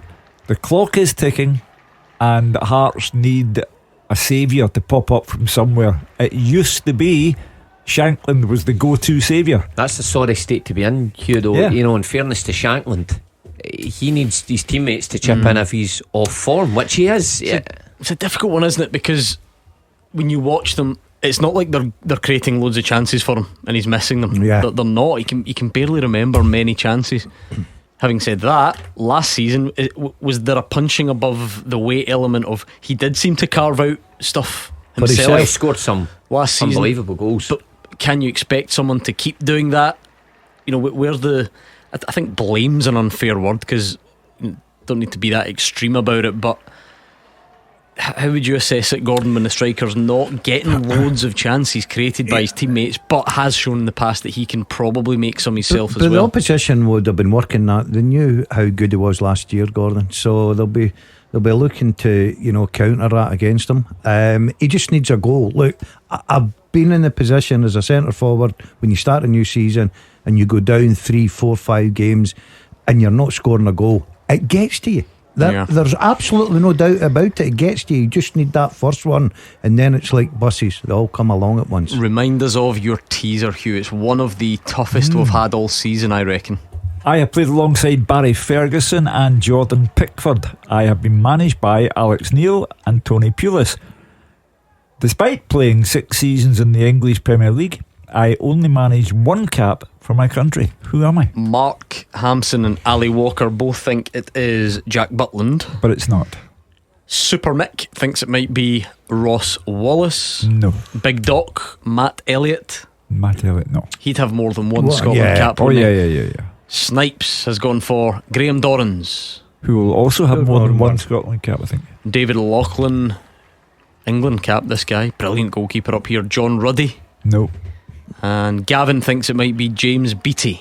No. Okay, this is when you know it's good, because what a wide spread of answers that was, and lots of them coming in. You've got about 10 minutes or so left to try and enter that. So at Clyde SSB, the get your Dazzler's answers got over. it. The Dazzler's got it.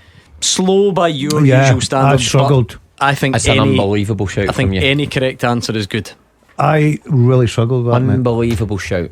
Who is the person that Saturday afternoon is forced to sit at home, research the question and send him the answer? Because they don't have a social life. No matter what time of year, no matter what's going on, they need to sit in and listen to this to feed him the answer. I never get any credit in this show. Have you noticed that, Hugh? Yeah, I have. You know what I mean? No credit whatsoever. Anyway. And the thing is, I know this guy, and This he player. was never, ever even in my mind there. I know. I think you played with this guy, I did. The one that would have fooled me, because obviously I've got the answer in front of me, but I just don't think I would have gone 6 seasons in the English Premier League. Yeah. And I know what club and so on, and I get it, but I just never thought of him as 6 seasons in the Premier League. So there you go. But anyway, his dad was fantastic as well. Oh, you're giving away secrets now, steady. Hugh. Yep. His dad was a great player. What are you giving that away, are Really? we? Okay. Yeah. Can't take that back on live radio. I was going to say his name then. I'm so glad I didn't. Okay. To inform me who that is then. Yeah. I didn't know he had a Didn't know he had a dad. Yeah. Footballing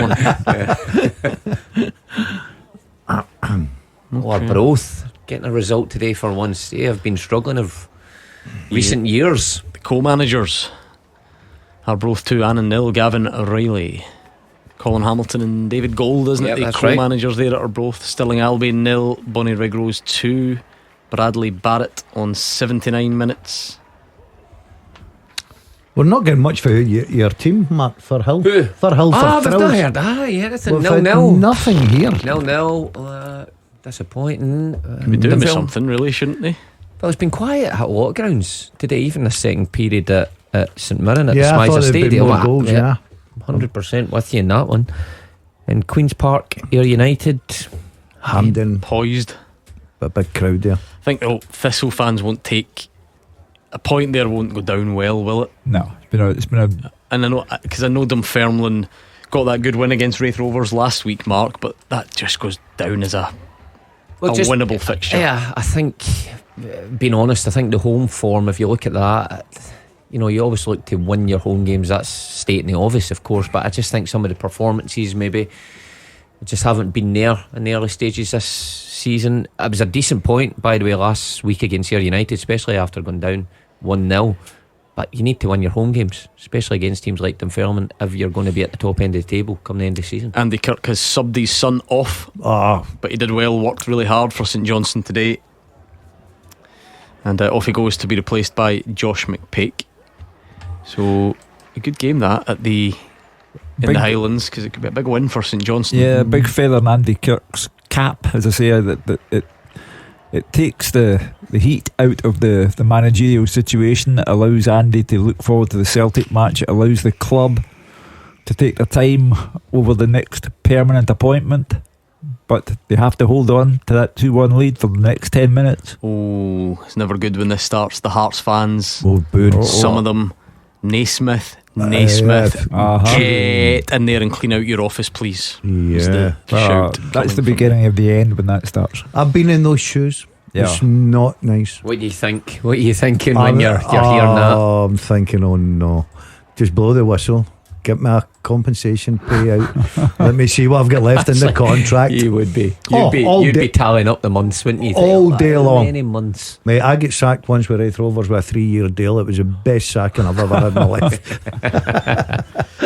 I was begging them to sack me. You're a good negotiator. I'll give you that. Yes, I'll give you that. But the less funny side of it all is that is the beginning of the end. When the fans turn, if they don't get a draw, our win is now extremely unlikely. If they don't get a draw, it's the beginning of the end, and the fans have turned. And when they turn, I remember Alex Smith years and years ago in his Mines of Aberdeen. He said one night a guy in the stand stood up. Smith, you da-da-da-da. He said then another guy stood up. He said it was like, I am Spartacus. One there, one there, one there, one there. And he said by the time the game finished, Grampian Television were outside the front door, showing the fans outside the door, and I knew I was done for. I've walked that walk. Yeah, to my car park when the police officer come in, asked if I wanted assistance. I knew you'd put in. I really did. No, the best one was the red cards. The red card. I would have been first on the phone to you. I applauded Ayr United supporters for that. It was a fantastic showing of red cards. Where did they get that's the most impressive thing. Where did they get the red cards? I don't know. They must have pre-planned that. Yeah, to bring red cards, preempting that you were going to get a bad result. That's great preparation. I think we're playing St Mirren, and I was last out, and you could see everybody, even the St Mirren bench, were looking at me, right? And I walks out next minute, see riding the red card. Oh my goodness me. Imagine any other industry. I don't even think that's I don't even get that. What a red card.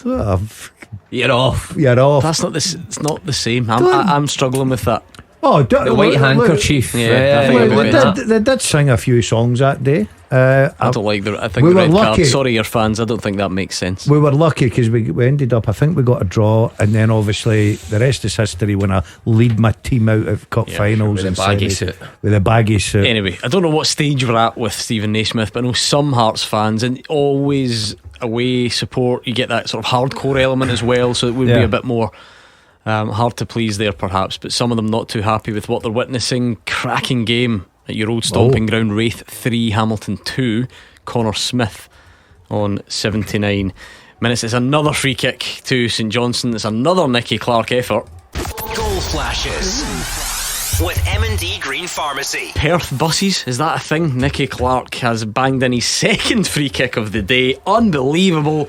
And that surely should wrap up the points for St Johnstone. Ross County 1, St Johnstone 3. A double of free kicks. 2 absolute beauties from Nicky Clark. Well, they go there today, and Ross County beat Dundee last weekend in Dingwall, and St Johnstone go there, managerial sacking, Craig Levine out, Andy Kirk in temporary control. That is a terrific win for them, and they will win. I mean, they're 3-1 up now. They will win, and that just allows the club to take a breath. It's a setback for Ross County, because I think every one of us fancied a home win this afternoon. But well done to St Johnstone. They've went up there, showed a bit of character. Lost the first goal, and you're rightly saying there, Hugh, that they'll come down the road with 3 points, and a well welcomed 3 points indeed. If Andy Kirk's not careful, he'll get the job. Yeah, County fans heading for the exit as you would expect. 3-1 down at home, 5 to go. You're off up the road, aren't you? Yeah. You just walk home, can't you? Up there. Oh, yeah. You don't need to travel far. It's taken a while. It's taken a while for the numerical advantage to really kick in, but it's Morton 2, Airdrie 0, Cammy Ballantyne, and that will be that, you would imagine, for Airdrie, who are not enjoying the run of form that people predicted going into this season. Well, all of a sudden they're 1 point above bottom place in that league. So they were on a decent run of form under Rhys McCabe, but it's they gone could be bottom pear-shaped. league tonight, Hugh. Yeah. Because Morton are beating them, will leapfrog them. That's right. And Raith Rovers are leading currently 3-2. Yeah. Will leapfrog them. So Airdrie, bottom of the league. I wonder what's happened there, because I watched them at the tail end of last season in the playoffs against Thistle, and although Thistle triumphed on that occasion, they played some great football that was good to watch. You could see the patterns and what he was trying to do, and you only thought that would get better next season. But I wonder if he's changed something, changed the system. Turn round, quick, come back. Goal flashes with M&D Green Pharmacy. Ross County have scored 3-2 to St Johnstone. Alex Samuel with a back post header, and it is game on with about still 5 minutes to go. Could it be? You regret? Come on, Ross County fans. Test of character. Would you now come for back St Johnstone? Would you come back? Oh, definitely. No chance. Even if I was going down the stair and I heard the goal, I ain't going back. I'm out the exit. Well, there we go. It's a cracking game for David Field. Worth the journey. Worth missing his wife's birthday for. Ross County 2, St Johnstone 3. Terrible defending. There is a check going on. They need to leave again if the check doesn't go your way. Offside check. So maybe the mystery over who's going to win this will be short-lived. We'll have a look. The offside check. Goal given. No, there we are. 5-goal thriller. 87th minute on the clock. If I can give David Friel advice, I got engaged to my wife and took her to see Dumbarton versus Clydebank following date. The same day. The Following next day. Yeah. You get engaged. What? Get engaged. What was she thinking going with you to that? Is your wife even into football? No, not at all. So. She was hungover, if the truth be told. She must have been to say aye. Ange Ball needed a win, didn't he? Tottenham 3, Brentford 1. James Maddison with the goal 5 minutes before the 90 is up, so that should be 3 points there if you're interested in things south of the border. We've got big fish to fry in the closing stages here though. Can Hearts pull something out? I don't even think a draw would be worth celebrating, but it would certainly maybe keep the pressure off Stephen Naismith just a touch. But they trail 2-1 at St Mirren going into the closing stages. We told you that it's an absolute thriller in the Highlands. Ross County 2, St Johnstone 3. We've given you team news from Rangers Dundee. Maybe we should do, if we can we speak to Dave Galloway yet? Yes, I think so. Aberdeen against the Spartans. Dave? Dave Galloway, can you hear us? He's away for his pie, isn't he? Yeah, you've caught him off guard then. No doubt about it. He's just relaxing. He's away for the Pittodrie pie of the day. Not interested whatsoever. So I've got an easy gig here. What's going on? Cashing in his voucher, isn't he? You got a voucher up there. You do, don't you? What does this get me, mate? A pie and a drink. That's it. It's probably technical difficulties known us, because he's sending. He actually can hear us apparently. Hello. There we go. Dave Galloway, take it away. Can you hear me? Got you. It's nothing like technology. Hey, I'm looking forward to this one. It's an interesting one, isn't it?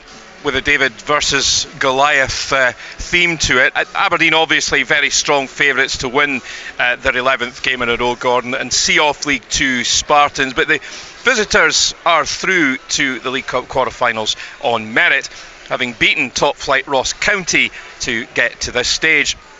And long-serving boss Dougie Samuel will have them very well organised and with absolutely nothing to lose. They come here daring to dream, make no doubt about it, this is their cup final. As for the Dons, who reached the final of this tournament last year, victory tonight would reinforce their excellent start to the campaign under Jimmy Tulane and secure their Hampden return and maintain their impressive momentum. However, it's not so long since Aberdeen's Darvel disaster, so they know what could happen if they're not well and truly at it this evening. Looking at the teams then, one change for Aberdeen. Leighton Clarkson comes in with Topi Keskinen dropping onto the bench. So it's Dimitar Mitov in goals for the Dons. Across the back, Nicky Devlin, Slobodan Rubezic, Gavin Malloy and Jack McKenzie. The sitters, Antti Palaversa and Sivert Helton Nielsen.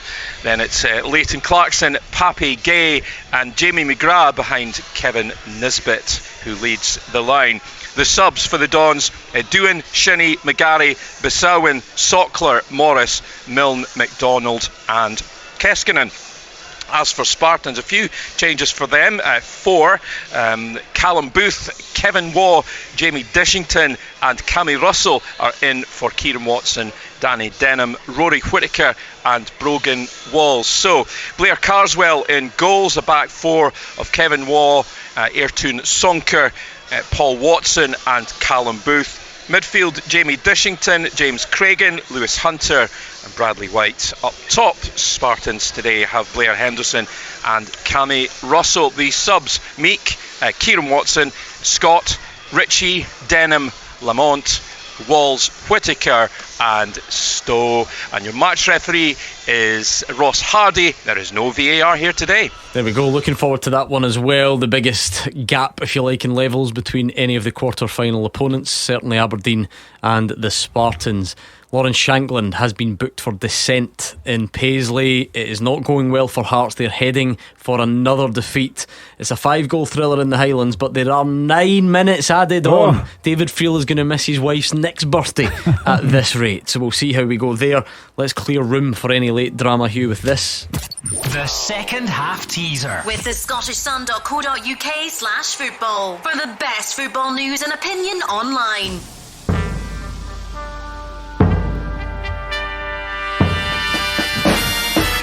I have played alongside Barry Ferguson and Jordan Pickford. I have been managed by Alex Neil and Tony Pulis. Despite playing 6 seasons in the English Premier League, I only managed 1 cap for my country. I am Paul Gallagher. Paul Gallagher. Some brilliant answers, widespread of names, and then eventually you started to hone in and you got it right. So Sean Ross, well done to you, 3rd place. Graham McLaughlin in 2nd place, and Biscuit Brownies was the winner. Well done to you all. There's a big goal for your employer, Mark Wilson. Here we are. Partick Thistle 1, Dunfermline 0. Aidan Fitzpatrick right at the end. Brilliant. Important, that one, wasn't it? Oh, of course. Doesn't matter when you get them, as long as you get over the line. What time to score? 2 minutes to go. Can they hold out? I'm going to say yes. Big 3 points at. Do you remember Jim Gallagher? You don't remember Jim Gallagher? No. Fantastic goalkeeper. Yeah, good goalkeeper. Best uncapped goalkeeper I've ever seen. What era did he play? In the 70s with Clydebank. I was I'd still to be born 14 years later, Hugh. So yeah, big gal, top goalkeeper. But you remember players fell way back. You don't need to be born. Well, if they're capped and they're big internationals, but he was just saying he wasn't capped. So, yeah. But his son, what a guy, best great player guy. not to be capped. Yeah, he was a good goalkeeper. Yeah. I remember him. And you've definitely got the right family here. Yeah.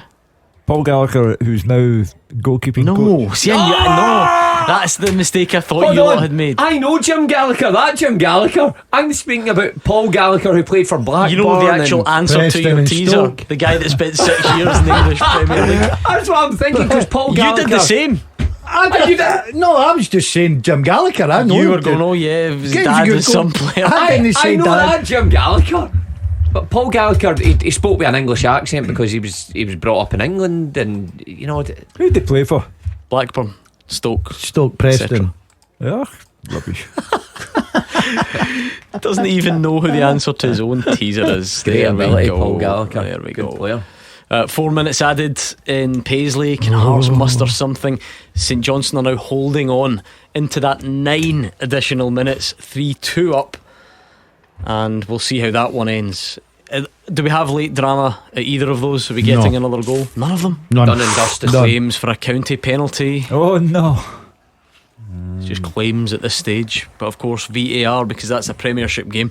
Some of the cup games won't have it. When you hear the crowd have turned on Stephen Naismith, and when you hear of Lawrence Shanklin being booked for dissent, the mental image it conjures up is that Hearts are not really going anywhere in this game. Full time in our featured championship game at Hampden, Queen's Park, Ayr United, Roger Hanna.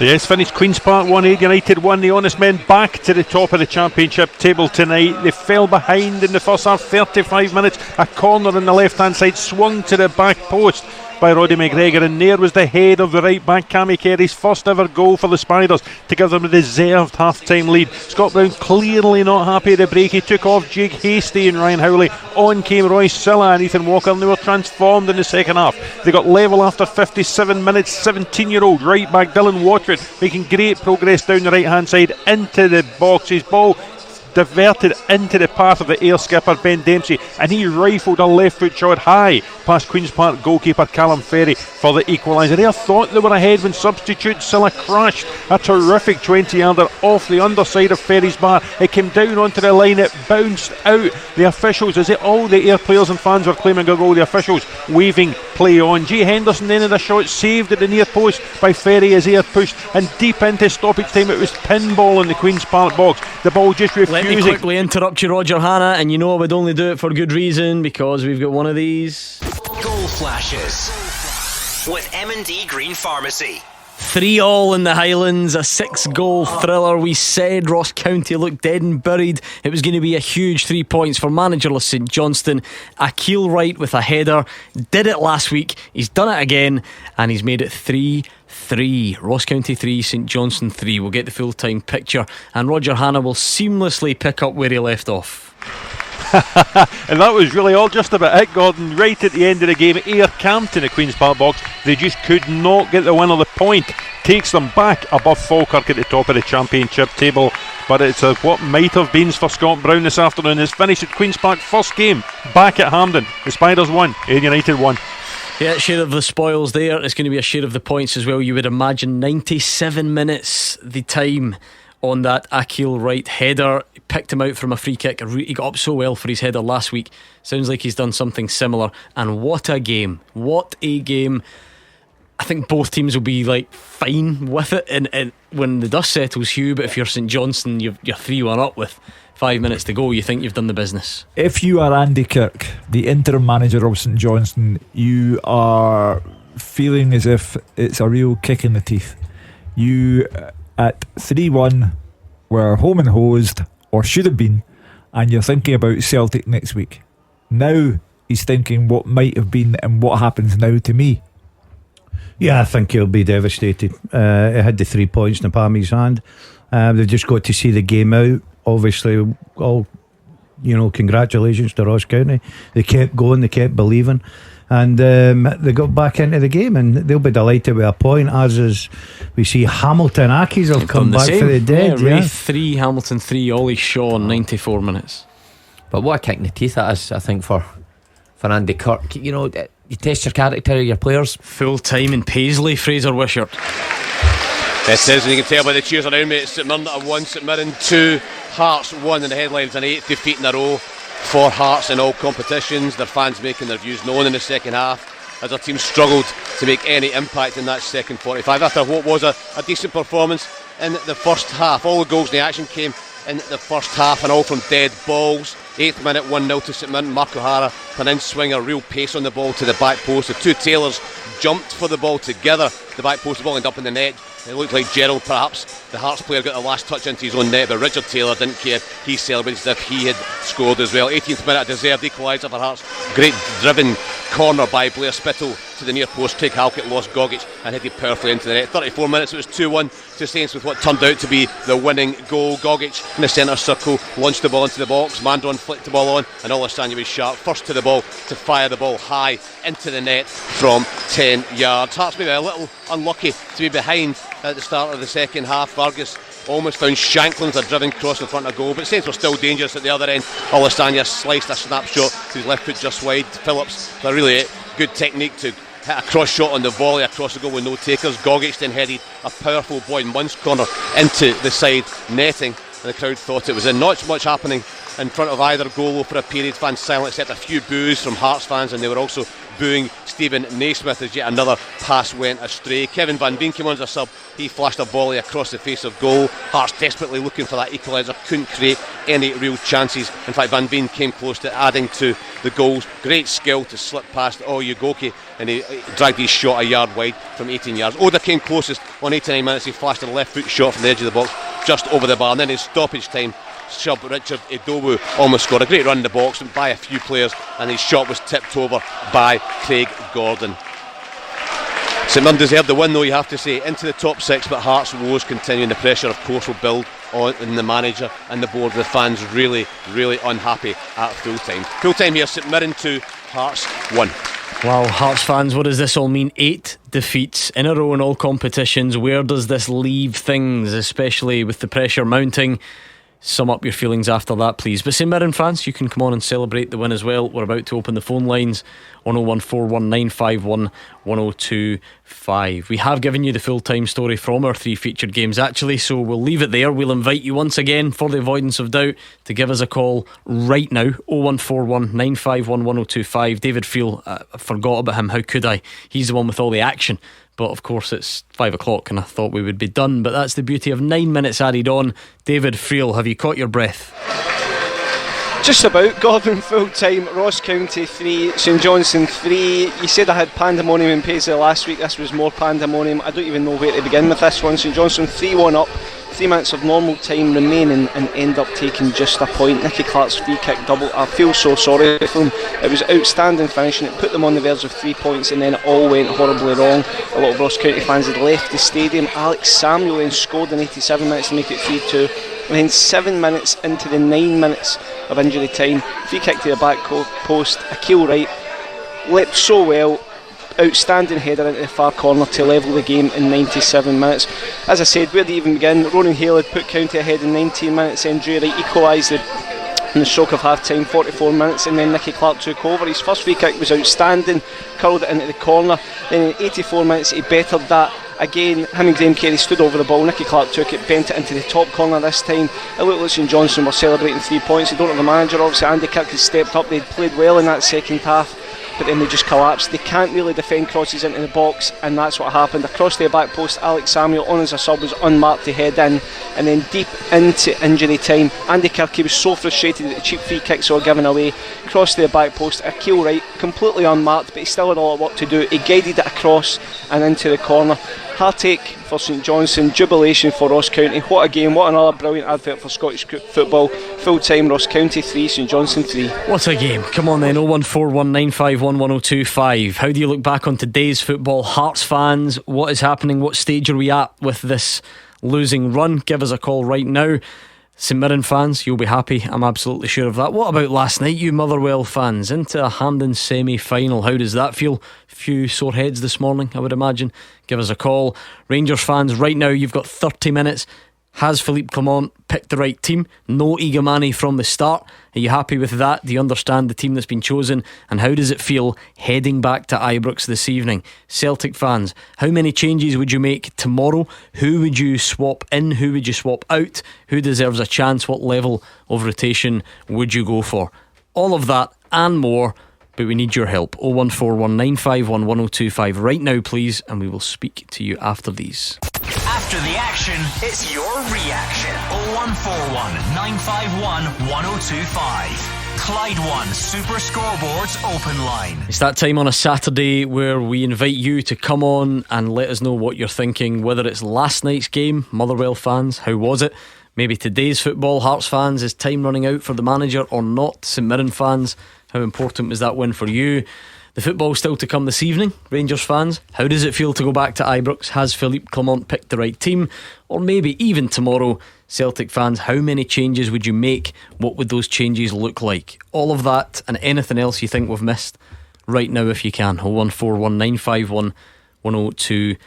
5. The scores from today in the Premiership: Ross County 3, St Johnstone 3, St Mirren 2, Hearts 1. In the Championship, Morton 2, Airdrie 0, Partick Thistle 1, Dunfermline 0, Queen's Park 1, Ayr 1, Wraith Rovers 3, Hamilton Accies 3. In League 1, Alloa 1, Kelty 0, Arbroath 2, Annan 0, Dumbarton 0, Montrose 1, Inverness 1, Cove Rangers 1, Stenhousemuir 0, Queen of the South 0. In League 2, Clyde 0, Elgin 0, East Fife 2, Peterhead 0, Forfar 2, Stranraer 1, and Stirling Albion 0, Bonnyrigg Rose 2. What's on your mind tonight, Hugh? Well, obviously the Rangers game. The fans will want to talk about the selection made by Philippe Clement. Obviously the Hearts position, bottom of the table, 8 defeats in a row. Can the manager survive?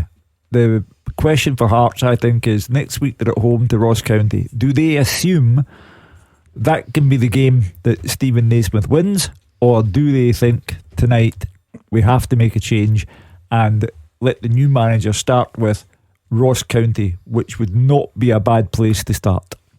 I don't think he survives it. I don't like seeing managers, especially early on, losing their job. But Hearts have recruited in the summer, spent a few quid.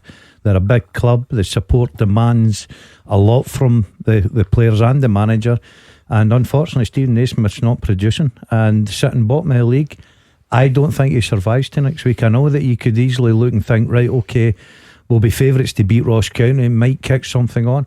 I certainly don't see that happening. I think the fans have turned against them, and when that happens, there's only one outcome for me. Well, is that true, Hearts fans? Maybe Gordon Dalziel's talking nonsense, or maybe you agree. 0141 951 1025. Is time up for Stephen Naismith, or is it not at that stage yet? Let us know how you feel this evening. Rangers fans, has Philippe Clement picked the right team this evening, and how does it feel going back to Ibrox? All your thoughts there, please. Celtic fans, how many changes for tomorrow? Who would those changes be? Let's go back to Ibrox to refresh your memory about the team and the fact that hopefully the autopilot doesn't kick in and I call it Hampden. Ibrox for sure. Rangers against Dundee, Andrew McLean.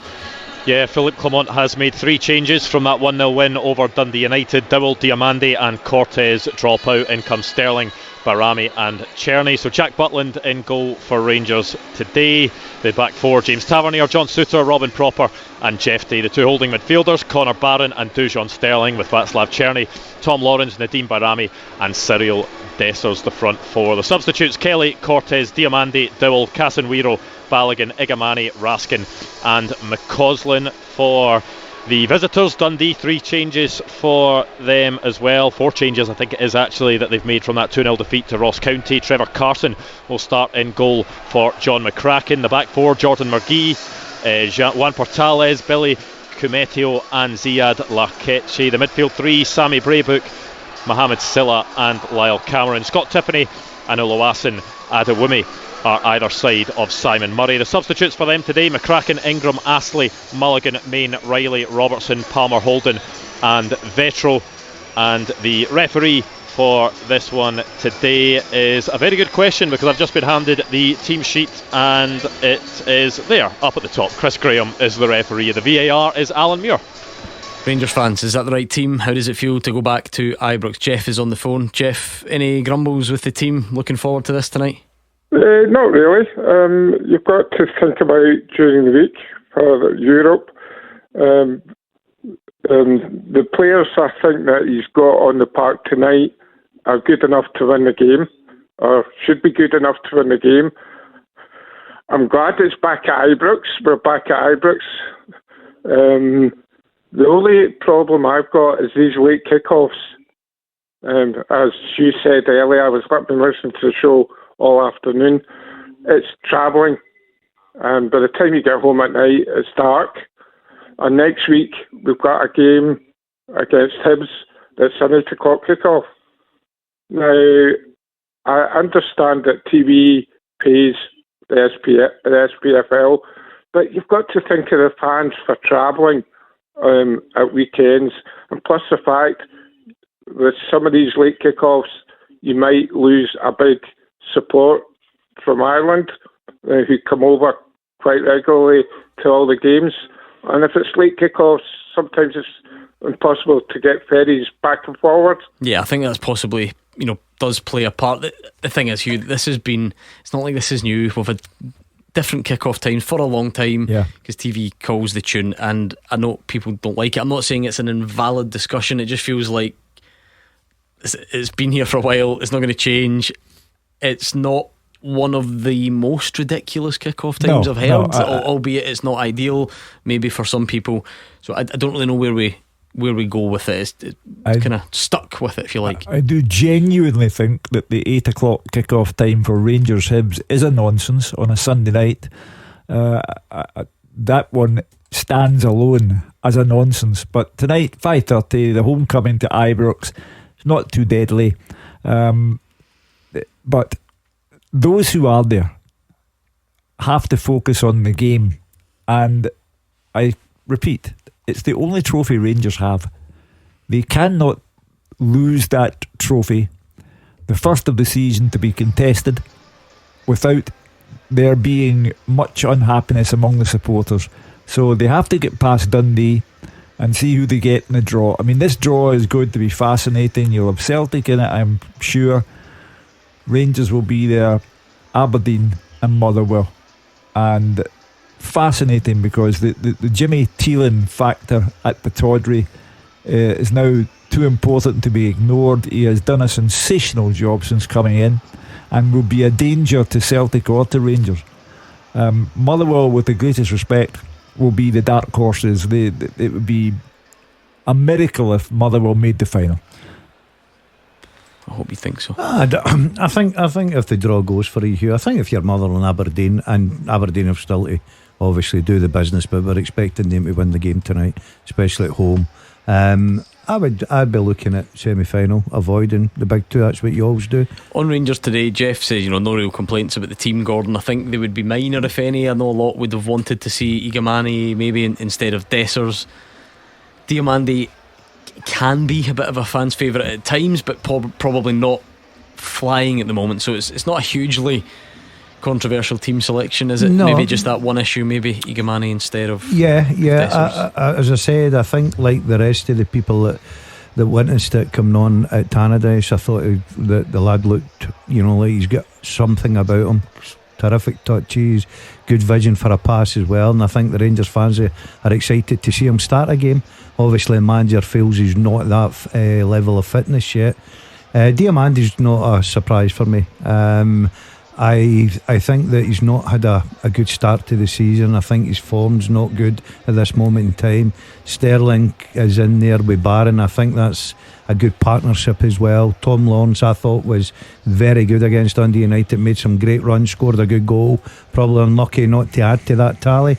So all in all, I think it's a strong Rangers starting 11. The only thing that to not disagree with Jeff, but just slightly, Mark, I don't think this has got anything to do with Europe, because Philippe Clement was asked about it on Friday yesterday, about whether Europe does come into his mind when he's picking his team, and he said no, purely because it's Saturday, Thursday. That's nothing in modern football terms. Obviously you can go Thursday, Sunday, Wednesday, Saturday, whatever, but to go Saturday, Thursday is not, especially in September, is not a big deal, basically. No, it's not a huge gap at all, or close, should I say. But who are the glaring omissions then? If you look at that team that you think, there's European thoughts in mind, there are none. Philippe Clement is putting out who he thinks is best on the pitch. The majority of them are easy to call. Just one or two, maybe Igamani might have been in the runnings, but the rest kind of take care of themselves. So Europe will take care of itself. But this is a tough fixture. I don't think this is an easy game for Rangers at all.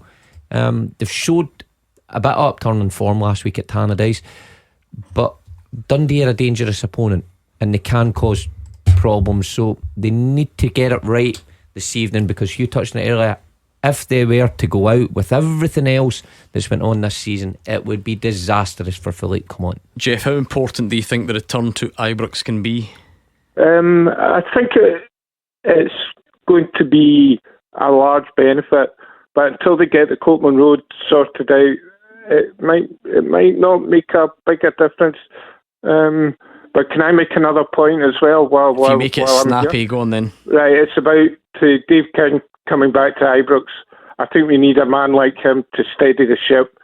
and I'm wondering why the board are reluctant to take him on, just to give him the board advice on what to do next and try and get him to choose the right person to fill in the vacancies. It just feels like, Hugh, that without even having to pick a side, if that's the right phrase, what Rangers don't need above all else is another sort of public, fight about who should or shouldn't be in charge. It feels like no matter what side you're on, that I can't see how that would be desirable. No, of course it's not desirable, and you have Philippe Clement's word for it when he said that a club that is not united cannot be successful. That's the reality. However, the fight is underway because Dave King started it when he called for the extraordinary general meeting. He won't get one, I don't think, but a lot of people will feel like Jeff that they are on Dave King's side. Many, of course, will oppose him. The core problem he has, as I understand it, is that those on the board at the moment were unhappy at the way Dave King, during the pandemic, returned to South Africa.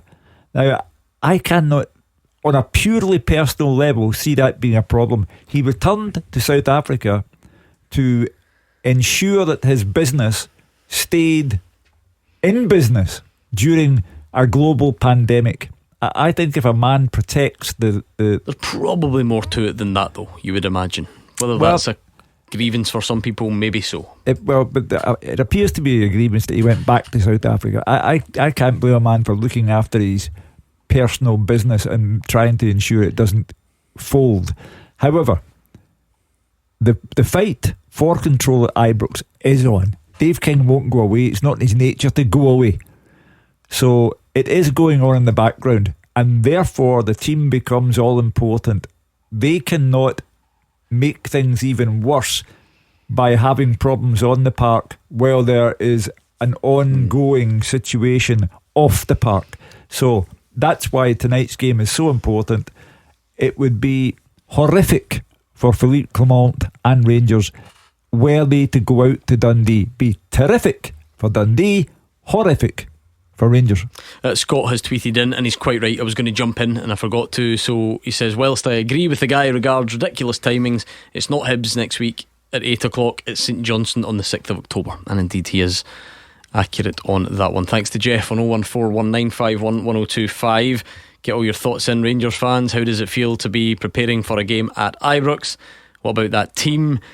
Is that what you would have picked? Would you have done something slightly different? You wonder what the best team looks like currently, going into a big European game at the weekend as well. I'm really quite keen, if there are any of you out there Hearts fans, what stage are we at? Are we in legitimate manager under big pressure, small pressure, huge pressure? You tell us after that 8th defeat in a row in Paisley today. So Mirren fans, I don't know if you want to rub it in and just come on and praise your team. You can do. Again, same number, 0141 951 1025. We're also building up to kick off the other game, Aberdeen against the Spartans in the League Cup quarter-finals, and we're getting to that stage where we can hear from some of the managers today as well very soon. I wonder what Stephen Naismith will say. That's the first intrigue from this afternoon. Well, first of all, he has to say something that addresses the situation and not attempt to talk his way around it, not insult the intelligence of the fans, because it's 8 defeats in a row. Now is the time for plain speaking. There's nothing that you can say that can joke your way out of it. There's nothing funny at all about it, and there's no point in trying to pull the wool over people's eyes. Address the situation and tell people what you can do about it. It's going to be an uncomfortable pressure, that's for sure. I think Hugh's right. I don't think you can skip round the situation. I think you've just got to, face it head on, be upfront, be honest, and hope that the Hearts fans listen and give you enough time to try and turn it around, because they're in real trouble. They've got Ross County next weekend at Tynecastle. You'd imagine that they could win that game, but I'm not too sure that Naismith will be in the dugout for that game. 01419511025. Do you agree with that? You don't need to be a Hearts fan. I suppose you could have just your theory on it. I know we're all big Scottish football fans, so what do you think there? And kick-off at Ibrox is coming next as well. But more of your calls if we can. We'll speak to you after these. The team with the biggest support in Glasgow and the West. This is Clyde One Super Scoreboard. Hugh Keevins, Mark Wilson and Gordon Dalziel here on 01419511025. 7 minutes to kick off in the two quarter-finals of the League Cup taking place this evening, most notably for us in this part of the country at Ibrox, as Rangers welcome Dundee back home, if you like, a first game at Ibrox this season. So Rangers fans, give us all your thoughts ahead of that one. Celtic fans, what about tomorrow? How many changes would you make? I mean, could you put a number on it? And if not an exact number, who are we looking at? It seems like there are a lot of obvious contenders, but would you do them all? You're looking at Adamida, looking at Paulo Bernardo, a change in goal, Alex Valle for a debut, Austin Trusty. You could make a case for all of these players easily, but will it be a high number, or will there be that bit of continuity? Let us know. 01419511025. We will go back to Ibrox very soon ahead of kick-off. Dave Galloway's poised at Pittodrie as well. Kenny is a Celtic fan. Let's just quickly do one before these games get underway. Kenny, what level of change would you like to see for Celtic tomorrow? First of all, thanks for letting me on, guys. Pleasure. I was saying to your producer there, I forgot the Luke McComb's cup tie for tomorrow. I've probably seen him started, but I would probably say Bernardo in for Eagles, and probably Adamida in for Kyogo and Trusty for the start as well, just to see how he copes with a cup game. They seem like three perfectly sensible suggestions, Mark. The problem is, I think you could honestly come up with 9, 10 and maybe even 11 sensible suggestions in isolation, but would you, how far would you go? I think you can go pretty far with this, and I mean this in the greatest respect to Falkirk, but the level that Celtic are at and the volume of games that they're going to face, if you're bringing these players to the club and some of them on big fees to come in, then you've got to play them sometime. I get playing your strongest 11 in the Champions League nights and important league games, but these are games that these players should be able to deal with. So I'm even looking in the full back positions. I think you can change a lot. I think Ralston, Alistair Johnstone, didn't train on Friday. He was the only one of the starting 11. So he had a knock in his back or something, did he? It looked like. So Ralston one side, maybe Valle the other, but maybe he'll stick with Taylor. Trusty, I think you've got to see what he's like. First start. Bernardo, stick on for me tomorrow, and Ida as well as a stick on. I think you'll change the full three, the front three. You can go Palmer, Forrest, Ida. You know, you've got so much quality, and that's not like, as Mark quite rightly said, you're not disrespecting Falkirk. Celtic have got a squad, a big squad, full of international footballers, full of very good footballers. So I think there'll be lots of changes tomorrow. I agree with Mark in the full-back areas. Trusty will come in there, Bernardo will come in. I think he'll change the front three. You're then changing 3 of the 4 who played against Slovan Bratislava at the back. You're changing 3 of the back 4. Would you be comfortable with that? Or them all? No? Yeah, all day long. You've got, look, they're playing a championship team. They're at home. They know that what's up for grabs. Obviously, a semi-final, and plus the fact you've got to get minutes into their legs. It's a great opportunity to put them out there. It's not like you're putting young players out there. You're putting international quality footballers that cost a lot of money and is probably earning a lot of money at Celtic. So I would expect lots of changes tomorrow. Having complimented Celtic for the money spent and the dedication to strengthening the squad to the extent that they genuinely have strength in depth, then Brendan Rodgers could make 5 changes tomorrow. I don't think he'd go beyond that number, because there's also an obligation to make sure that you win the match.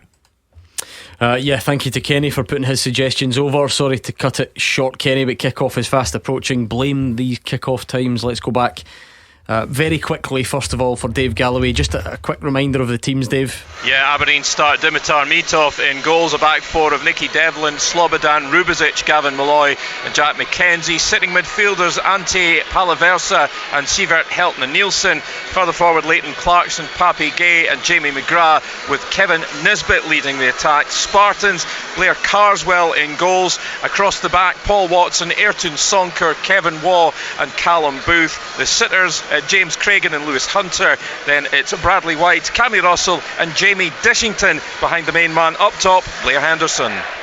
Okay, let's go back to Ibrox for the first time this season, because kick-off is nearly upon us. Dundee, the visitors, League Cup the competition, and Andrew McLean, the man for us. Yeah, maybe running ever so slightly behind here at Ibrox, because the players aren't out the tunnel yet, but they will do in a few moments, I'm sure. But as you say, Rangers finally back in familiar surroundings after that secondment to Hampden at the start of the season. Certainly not a sellout for this one. There are a few bare patches, but some fans still making their way into the ground at the moment. But I say back to familiar surroundings. There are a few changes, of course. The Copeland Road stand over to my right, that's been reconfigured to allow for enhanced disability facilities. The top tier of that stand still closed today, as the final touches are still to be completed. In the bottom tier of that stand today is where the Union Bears are as well. That's another change which is happening this season. Trialled last season a couple of times. They've now made that move centrally in behind the goal in an attempt to maximise the atmosphere. They used to sit over to the left as you look at the main stand, or look from the main stand, should I say. They used to sit over in the corner of the Broomloan Road stand, but they are now over making some noise behind the goal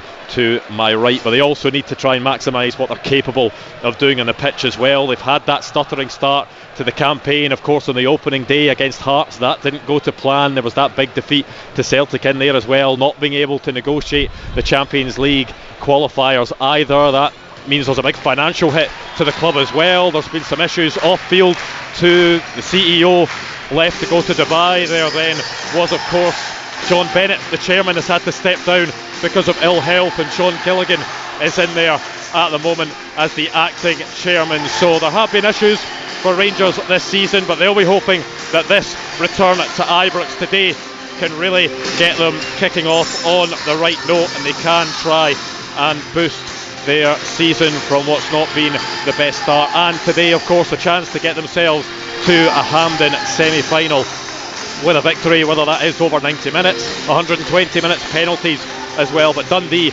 would absolutely love that chance to get to Hampden as well, because they haven't made it to the semi-finals of this competition since the 2003-2004 season. In that time, they've actually been knocked out in the quarter-finals by Rangers twice, so they'll be hoping that they can maybe extract a bit of revenge today. And you look at Simon Murray as well. He is, of course, the main man for Dundee, certainly when it comes to goals. Scored 2 goals against Rangers last season. He's always a threat, he's always a pest, he's always harrying the central defenders and really making it a tough life for them. So he'll be confident that he can try and make a difference. There's a big travelling support as well from Dundee over in that corner where the away supporters are housed. The players are out, they've shaken hands, the track tops are coming off. There's a photo opportunity for the mascots and the captains as well, as they now shake hands with referee Chris Graham. The VAR for this one is Alan Muir. I'll run through the teams as well. The starting 11s for this match is Jack Butland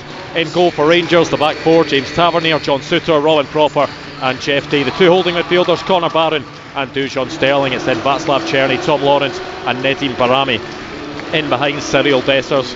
On the bench for Rangers, Kelly, Cortez, Diamandi, Dowell, Casanwiro, Balogun, Igamani, Raskin and McCausland. As for Dundee, Trevor Carson starts in goal for them as they rotate the goalkeepers for the Cup. The back four, Jordan McGee, Juan Portales, Billy Kumetio and Ziad Larkeche. The midfield 3, Sammy Braybrook, Mohamed Salah and Lyle Cameron. The front 3, Scott Tiffany, Olawusin Adewumi and Simon Murray leading the line. The substitutes, McCracken, Ingram, Astley, Mulligan, Main, Riley, Robertson, Palmer, Holden and Vetro. It is Lyle Cameron that is standing over the ball at the moment, and we are getting ready to start this game at Ibrox. Clyde One Super Scoreboard Goal Flashes with M&D Green Pharmacy. Get your essential medicines and vaccines before you head off on holiday. Any winners on the ACCA earlier? No. Out of curiosity? Way off. 3 featured Way matches. Well, I would say I was a winner. I predicted St Mirren today for home win. Fair enough. Okay, how's this one going to go then? Or this double header that we've got? Rangers against Dundee and the Spartans up at Pittodrie. Rangers Aberdeen both in the draw tomorrow. Straightforward, no drama. No extended No minutes. no extra time, no penalties, nothing, just straightforward. Okay. I have to agree. I think everyone will be on their way home by the back of 7 this evening. It's a full house. I'd agree with the lads. I can't see any surprises here. I know Dundee will make it difficult for Rangers, but I think they'll have too much, and Aberdeen will cruise into the I semi-final. suppose the one thing that jumps out, and maybe that's not surprising, the Copeland stand is the one that has the bare patches. So remember, the top of that stand is still closed. It's only the bottom tier that's open, but even the bottom tier's the kind of patchy bit, if you like, and it's a cup game, no season tickets, all that stuff. So that's what you can see. I did say a man called Frank showed me around the disabled facilities yesterday, and in fact the back of the Broomloan's quite bare as well, but obviously you can't necessarily see that on TV. But yeah, I suppose if you're like on the pitch, Gordon, or if you were sitting in any of the other stands, you probably look up and it won't look that different. They've had to move a couple of rows of seats and they've put some disabled platforms in, but behind that a lot of infrastructure to get lifts that go up to the disabled platforms and so on. And we're about to, at least I think, see the end of the discussion, if you like, but the Hibs game's still a bit up in the air as to whether both bits will be open. Yeah, I think Rangers will just be, first and foremost today, delighted the players back at their home ground playing in their home pitch, their usual surroundings, and then it'll be a case of obviously once the league games kick in, the season tickets, it'll be a full Ibrox again. There's a few empty seats, but there's still a healthy crowd for a 5:30 kick-off, and they'll be looking forward to a good Rangers performance and victory. It's quite an interesting first performance at Ibrox for quite a few of the starting 11. Yeah, exactly. Yeah. You're looking at proper, you Jeff Day, Barron, Tierney, Barami. Yeah, so quite a lot of them. And then if they come on, the likes of Igamani and so on. But actually, Philippe Clement was asked about that yesterday, or was it Tom Lawrence that was asked? Either way, about had they been, did they go and train? Of course, aye. Did they make a point of it? And the answer was no. I think Gordon maybe not even to let that novelty stay for those players then to run out for the first time and having not been before. Because I suppose, forget the stadium being closed, if you just signed in a normal summer, the first time you played at Ibrox would be when you ran out the tunnel. You wouldn't go and visit or go and train there before. There's no surprises to that. Some managers or coaches may have thought, what, we'll go and do a wee training session just so the players can get used to the surroundings that's obviously not played there. But I think the manager was comfortable knowing they were going back there. They were playing against Dundee today in the Cup. So he decided, no, I'll just let them go and work out for themselves, and they'll enjoy it because the pitch looks absolutely brilliant. It is a big pitch as well, so I think the ones that are making their debut at Ibrox today will enjoy the game. First effort on goal, Barami miles away, curled it high and wide, but giving it a go anyway. Decent passes in the build-up. Jeffty and Tierney involved. But there we go, still goalless, 3.5, nearly 4 minutes. What about tomorrow then, James? As a Celtic fan, could you put a number on the changes? What would the priorities be? I think 6 to 8 changes tomorrow. The front three straight away. 2 of the back three to get injuries. As I say, McVickers and Woodcock and Johnstone have come off with injuries. I would change it to 5 or 6 at least, probably even 8. As many as 8. There you go, Hugh. It could well be that. First of all, Alex Vai, he's here from Barcelona and he's had no game time whatsoever. I think even Barcelona might be wondering now what was the point of it all. So I would expect to see him there. I think Alistair Johnson, who was outstanding against Slovan Bratislava, is being nursed carefully because he had an injury issue. So I don't expect Alistair Johnson to play. So both fullbacks, Ralston would come in. You would think there's grounds for giving Trusty game time because he's had 5 minutes so far, and they did pay £6 million for him. You have to find out. Paulo Bernardo, a certainty in the middle of the park. Is he the highest up the list of priorities, if you like, based on the fact he was the closest to the starting 11 the other night, if that makes sense? You know, he's the one that, by most people's opinion, has been hard done by, if that's the right word, because he was really good, and the only reason he's out is because they've signed an £11 million Belgian international. So is he like the number one, if you like, to go into the team? Without doubt. Yeah. Would you all agree with that? He'll play tomorrow. I agree with the caller. I think there'll be between 6 and 8 changes. I think they've got the luxury of the squad to go and do that, and they're at home as well. And everybody wants to prove a point. Everybody wants to be in that starting 11. So you're going to get a reaction. You're playing against a championship team, a very good one, and well organised under John, no doubt about that. But I think he's got the luxury of making a lot of changes. Sometimes, James, all the players individually that come in are good players, and we'll hear things like they should be good enough to beat Falkirk. But sometimes when you change like nearly the full team, it's just a bit disrupted. Any concerns that could happen? Because what happens is that, see the players that you just mentioned, most of them, which got is like Welsh, Ralston, Bernardo, the goal scorer that keeps coming off the bench to pay $9.5 million Norwich for. As I say, they all should start. As I say, Palmer can't get a game. James Forrest can change a game. Well, as I say, that you've got to change, you've got to play.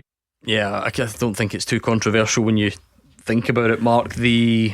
Sometimes you see changing goal, and Trevor Carson is an example for Dundee. So if Dundee can do it, why can't Celtic? The only thing is, and I said this last night, I'm pretty sure, maybe don't quote me on it in case I've miscalculated, but I don't think is it Sinisalo, that's the name, isn't it? Yeah. I don't think he trained on Friday when I was up there, unless he looks really, really different from what I thought he did. But it's the one position I wouldn't change at the minute. I would keep Schmeichel on. I think, his first season in Scottish football, the more games the better for him, and Sinisalo might be a good signing in time to come, and he'll get his opportunity, but he's looked assured. Plus he adds to the way Brendan Rodgers wants to play, nice and calm out for the back. He brings a level of composure and experience, so I would keep him. But for the rest, you've got an argument of changing every single position there. I do think they'll keep Callum McGregor in there. I know he plays a large volume of games, but for these games you need a bit of continuity. You need someone that's been there, done it. If they do drop below par, you need someone on the pitch that can drag people up, and he's that guy. But for the rest of the positions, take your pick. You also have a bench that would be players who'd play for every team in Scotland every week. So you can flood the bench with your £11 million players and all the rest of it, in case something goes wrong. Jeffy with a nice nutmeg, then a cross. Was that one of those no look crosses? Don't know why you would do that with a cross. Maybe I've picked it up wrong, but a bit of a flash invasion down the left from Jeffy, headed away by a defender. But as you would expect, Gordon, it's very much Rangers on the front foot early on. Yeah, Dundee just camping in. Rangers going for a long ball here, and obviously it runs out of play there, so that's not the kind of service he's looking for. Rangers 8 minutes on the clock, dominating most of the game, but listen, goalkeeper's not had anything to do yet, so we're just waiting for this to liven up. Yeah, one-way traffic at Pittodrie as well, but still no goals. We'll keep you up to speed. We'll give you the latest update, and we'll hear from Stephen Naismith after these. The winning team all season long. This is Clyde One Super Scoreboard. 12 minutes gone in the game at Ibrox. It's still Rangers 0, Dundee 0. Same score at Pittodrie for the visit of the Spartans.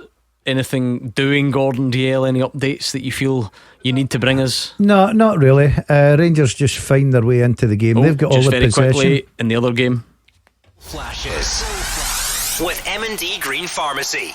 Goal. Aberdeen 1, the Spartans 0.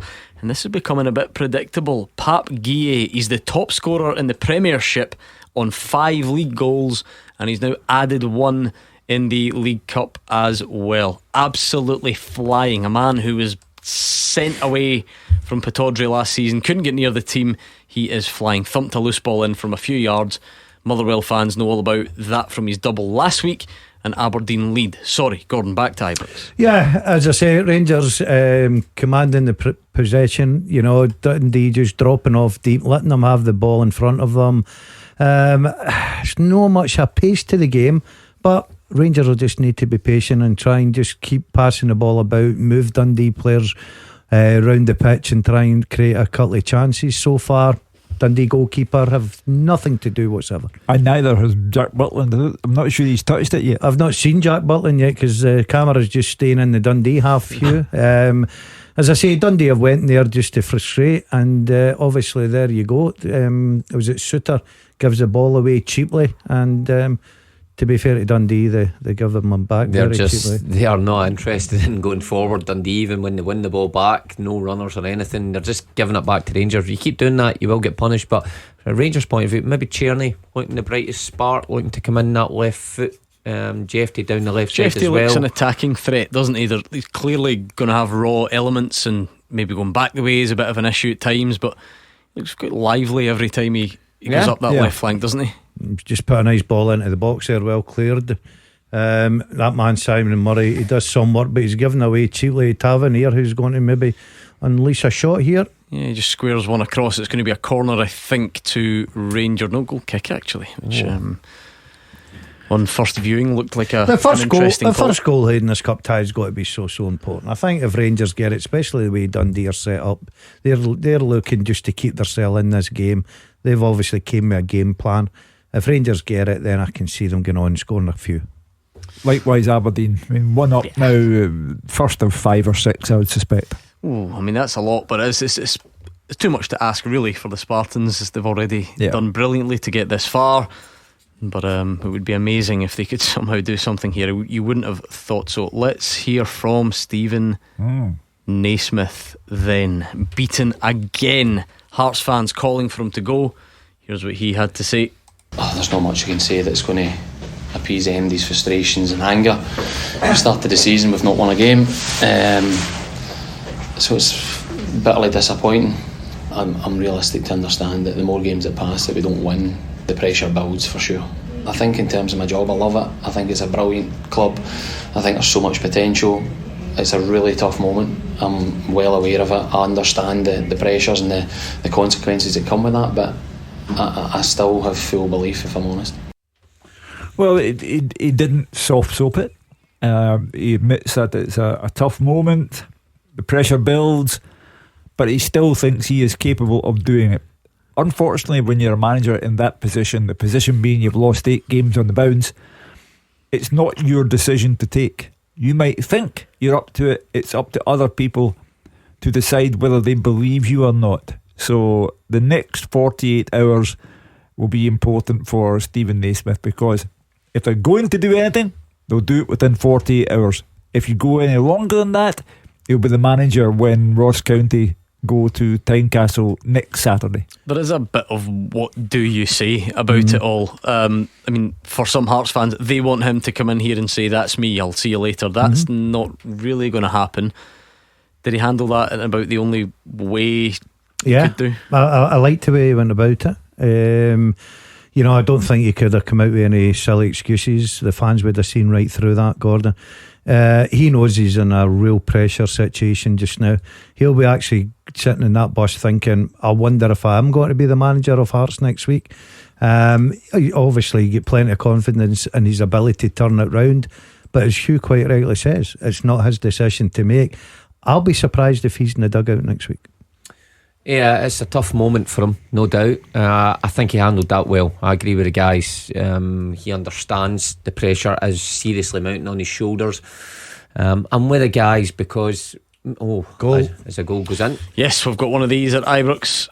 Goal flashes with M&D Green Pharmacy. Cyril Dessers, many fans calling for him to be left out for Igamani today, but he's scored inside 17 minutes. Cyril Dessers, the man that Gordon Dalziel thinks will be the top scorer in the Premiership this season, punches the air on the return to Ibrox. Didn't know a lot he about has it. Rangers in front. Yeah, maybe not a He vintage. had a great goal. opportunity. He had a goal with his left foot. The goalkeeper saved it. Tavernier fires it in. I think you're I've been a bit hard on you're him. being harsh. Sorry, I can only apologise to Cyril. So it goes out. Tavernier fires it in, and he has to That's just a good adjust finish. his feet and flick it into the net. Yeah, I can only apologise to him. But terrific goal. That's the start Rangers wanted. 18 minutes on the clock, 1-0 at home, and you can only see more goals. Yeah, I think Dundee are in a hiding here. That they have not looked impressive at all. They've looked tentative, and as Mark said earlier, unwilling to go forward in any numbers. I think they're onto a hiding. Yeah, it's not looking good for them so far, but a good start from Rangers. Barami down that left hand side, good ball back, and Dessers does actually well the first time. Good position, gets on target, it's a decent save, but holds his position. It's a beautiful little finish. Decent ball in for Tavernier. He knows he just has to fire that across and hope for a touch, and he's got his big front man there just to stick out a foot and divert it in. Good start from Rangers. Yeah, we always talk about the sort of cliche, Gordon, of the first goal being important. It's just hard to see how the game gets away from Rangers from here, even with only 19 minutes gone. But you never know. They don't have that so far. And yes, there was the Ross County game. The criticisms are often that they don't put their foot to the floor, and they don't kill teams off. They scored very early at Tannadice last week, and if anything, looked less likely to add to it as the game went on. Yeah, I think that's something the manager will be addressing, Gordon. He'll be wanting more goals. He'll be wanting a good performance. He's got off to a terrific start. They're back at Ibrox, remember, so they'll be looking to press on from this. You just wonder, Dundee will not change their tactics just now. They'll still sit deep and let Rangers have the ball. But if Dundee had to lose another goal, I think this could be a real long night for them.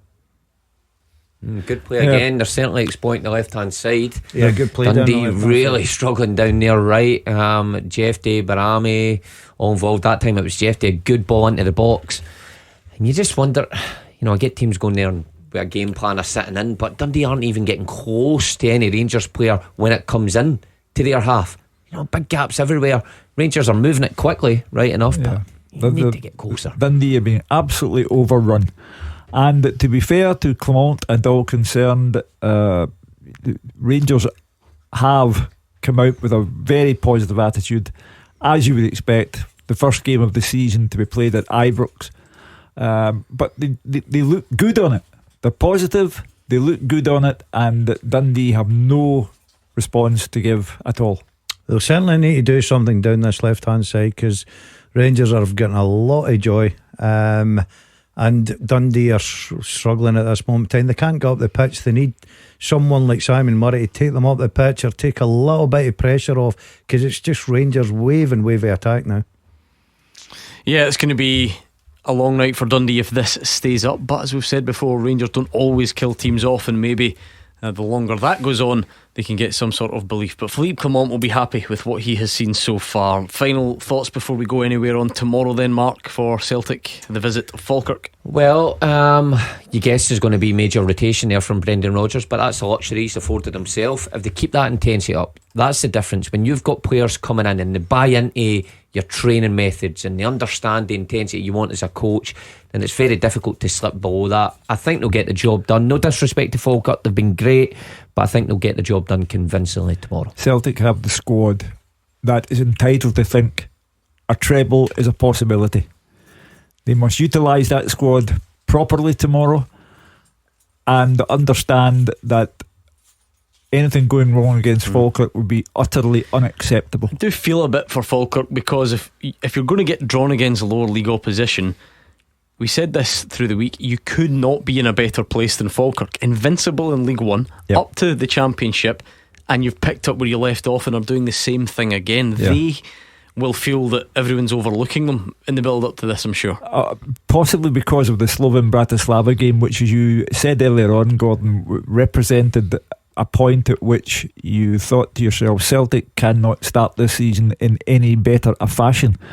And that is why I think Brendan Rodgers will be respectful of the opposition, respectful of the competition, respectful of the fact that the supporters think a treble is on for Celtic, and the changes might not be as wholesale as we think. Let's leave it there then, shall we? Because a Saturday afternoon has come to an end for us on Clyde One Super Scoreboard. Motherwell are through as of last night to the League Cup semis. Rangers and Aberdeen are on their way to joining them, but still a lot of football to be played. And then Celtic or Falkirk will round it all off tomorrow. Hearts fans, what a weekend you're going to have. It's another defeat. What will the future hold for Stephen Naismith? An interesting couple of days ahead. Good win for St Mirren and a 6-goal thriller, a share of the spoils between Ross County and St Johnstone. So already there is a lot to get through on Monday night from 6, and I'm sure we'll add more to that as tonight and tomorrow develops. Enjoy the rest of your Saturday. We will speak to you 6 o'clock on Monday, and the GBX is up next. Enjoy.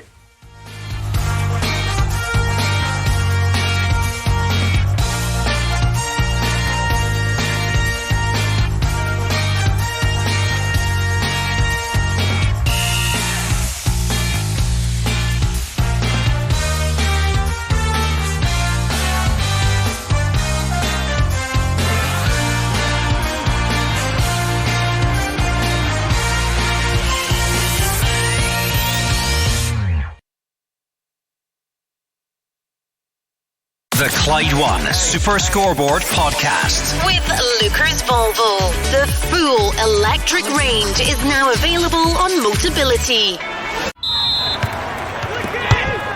At Barclays, we're here for every goal.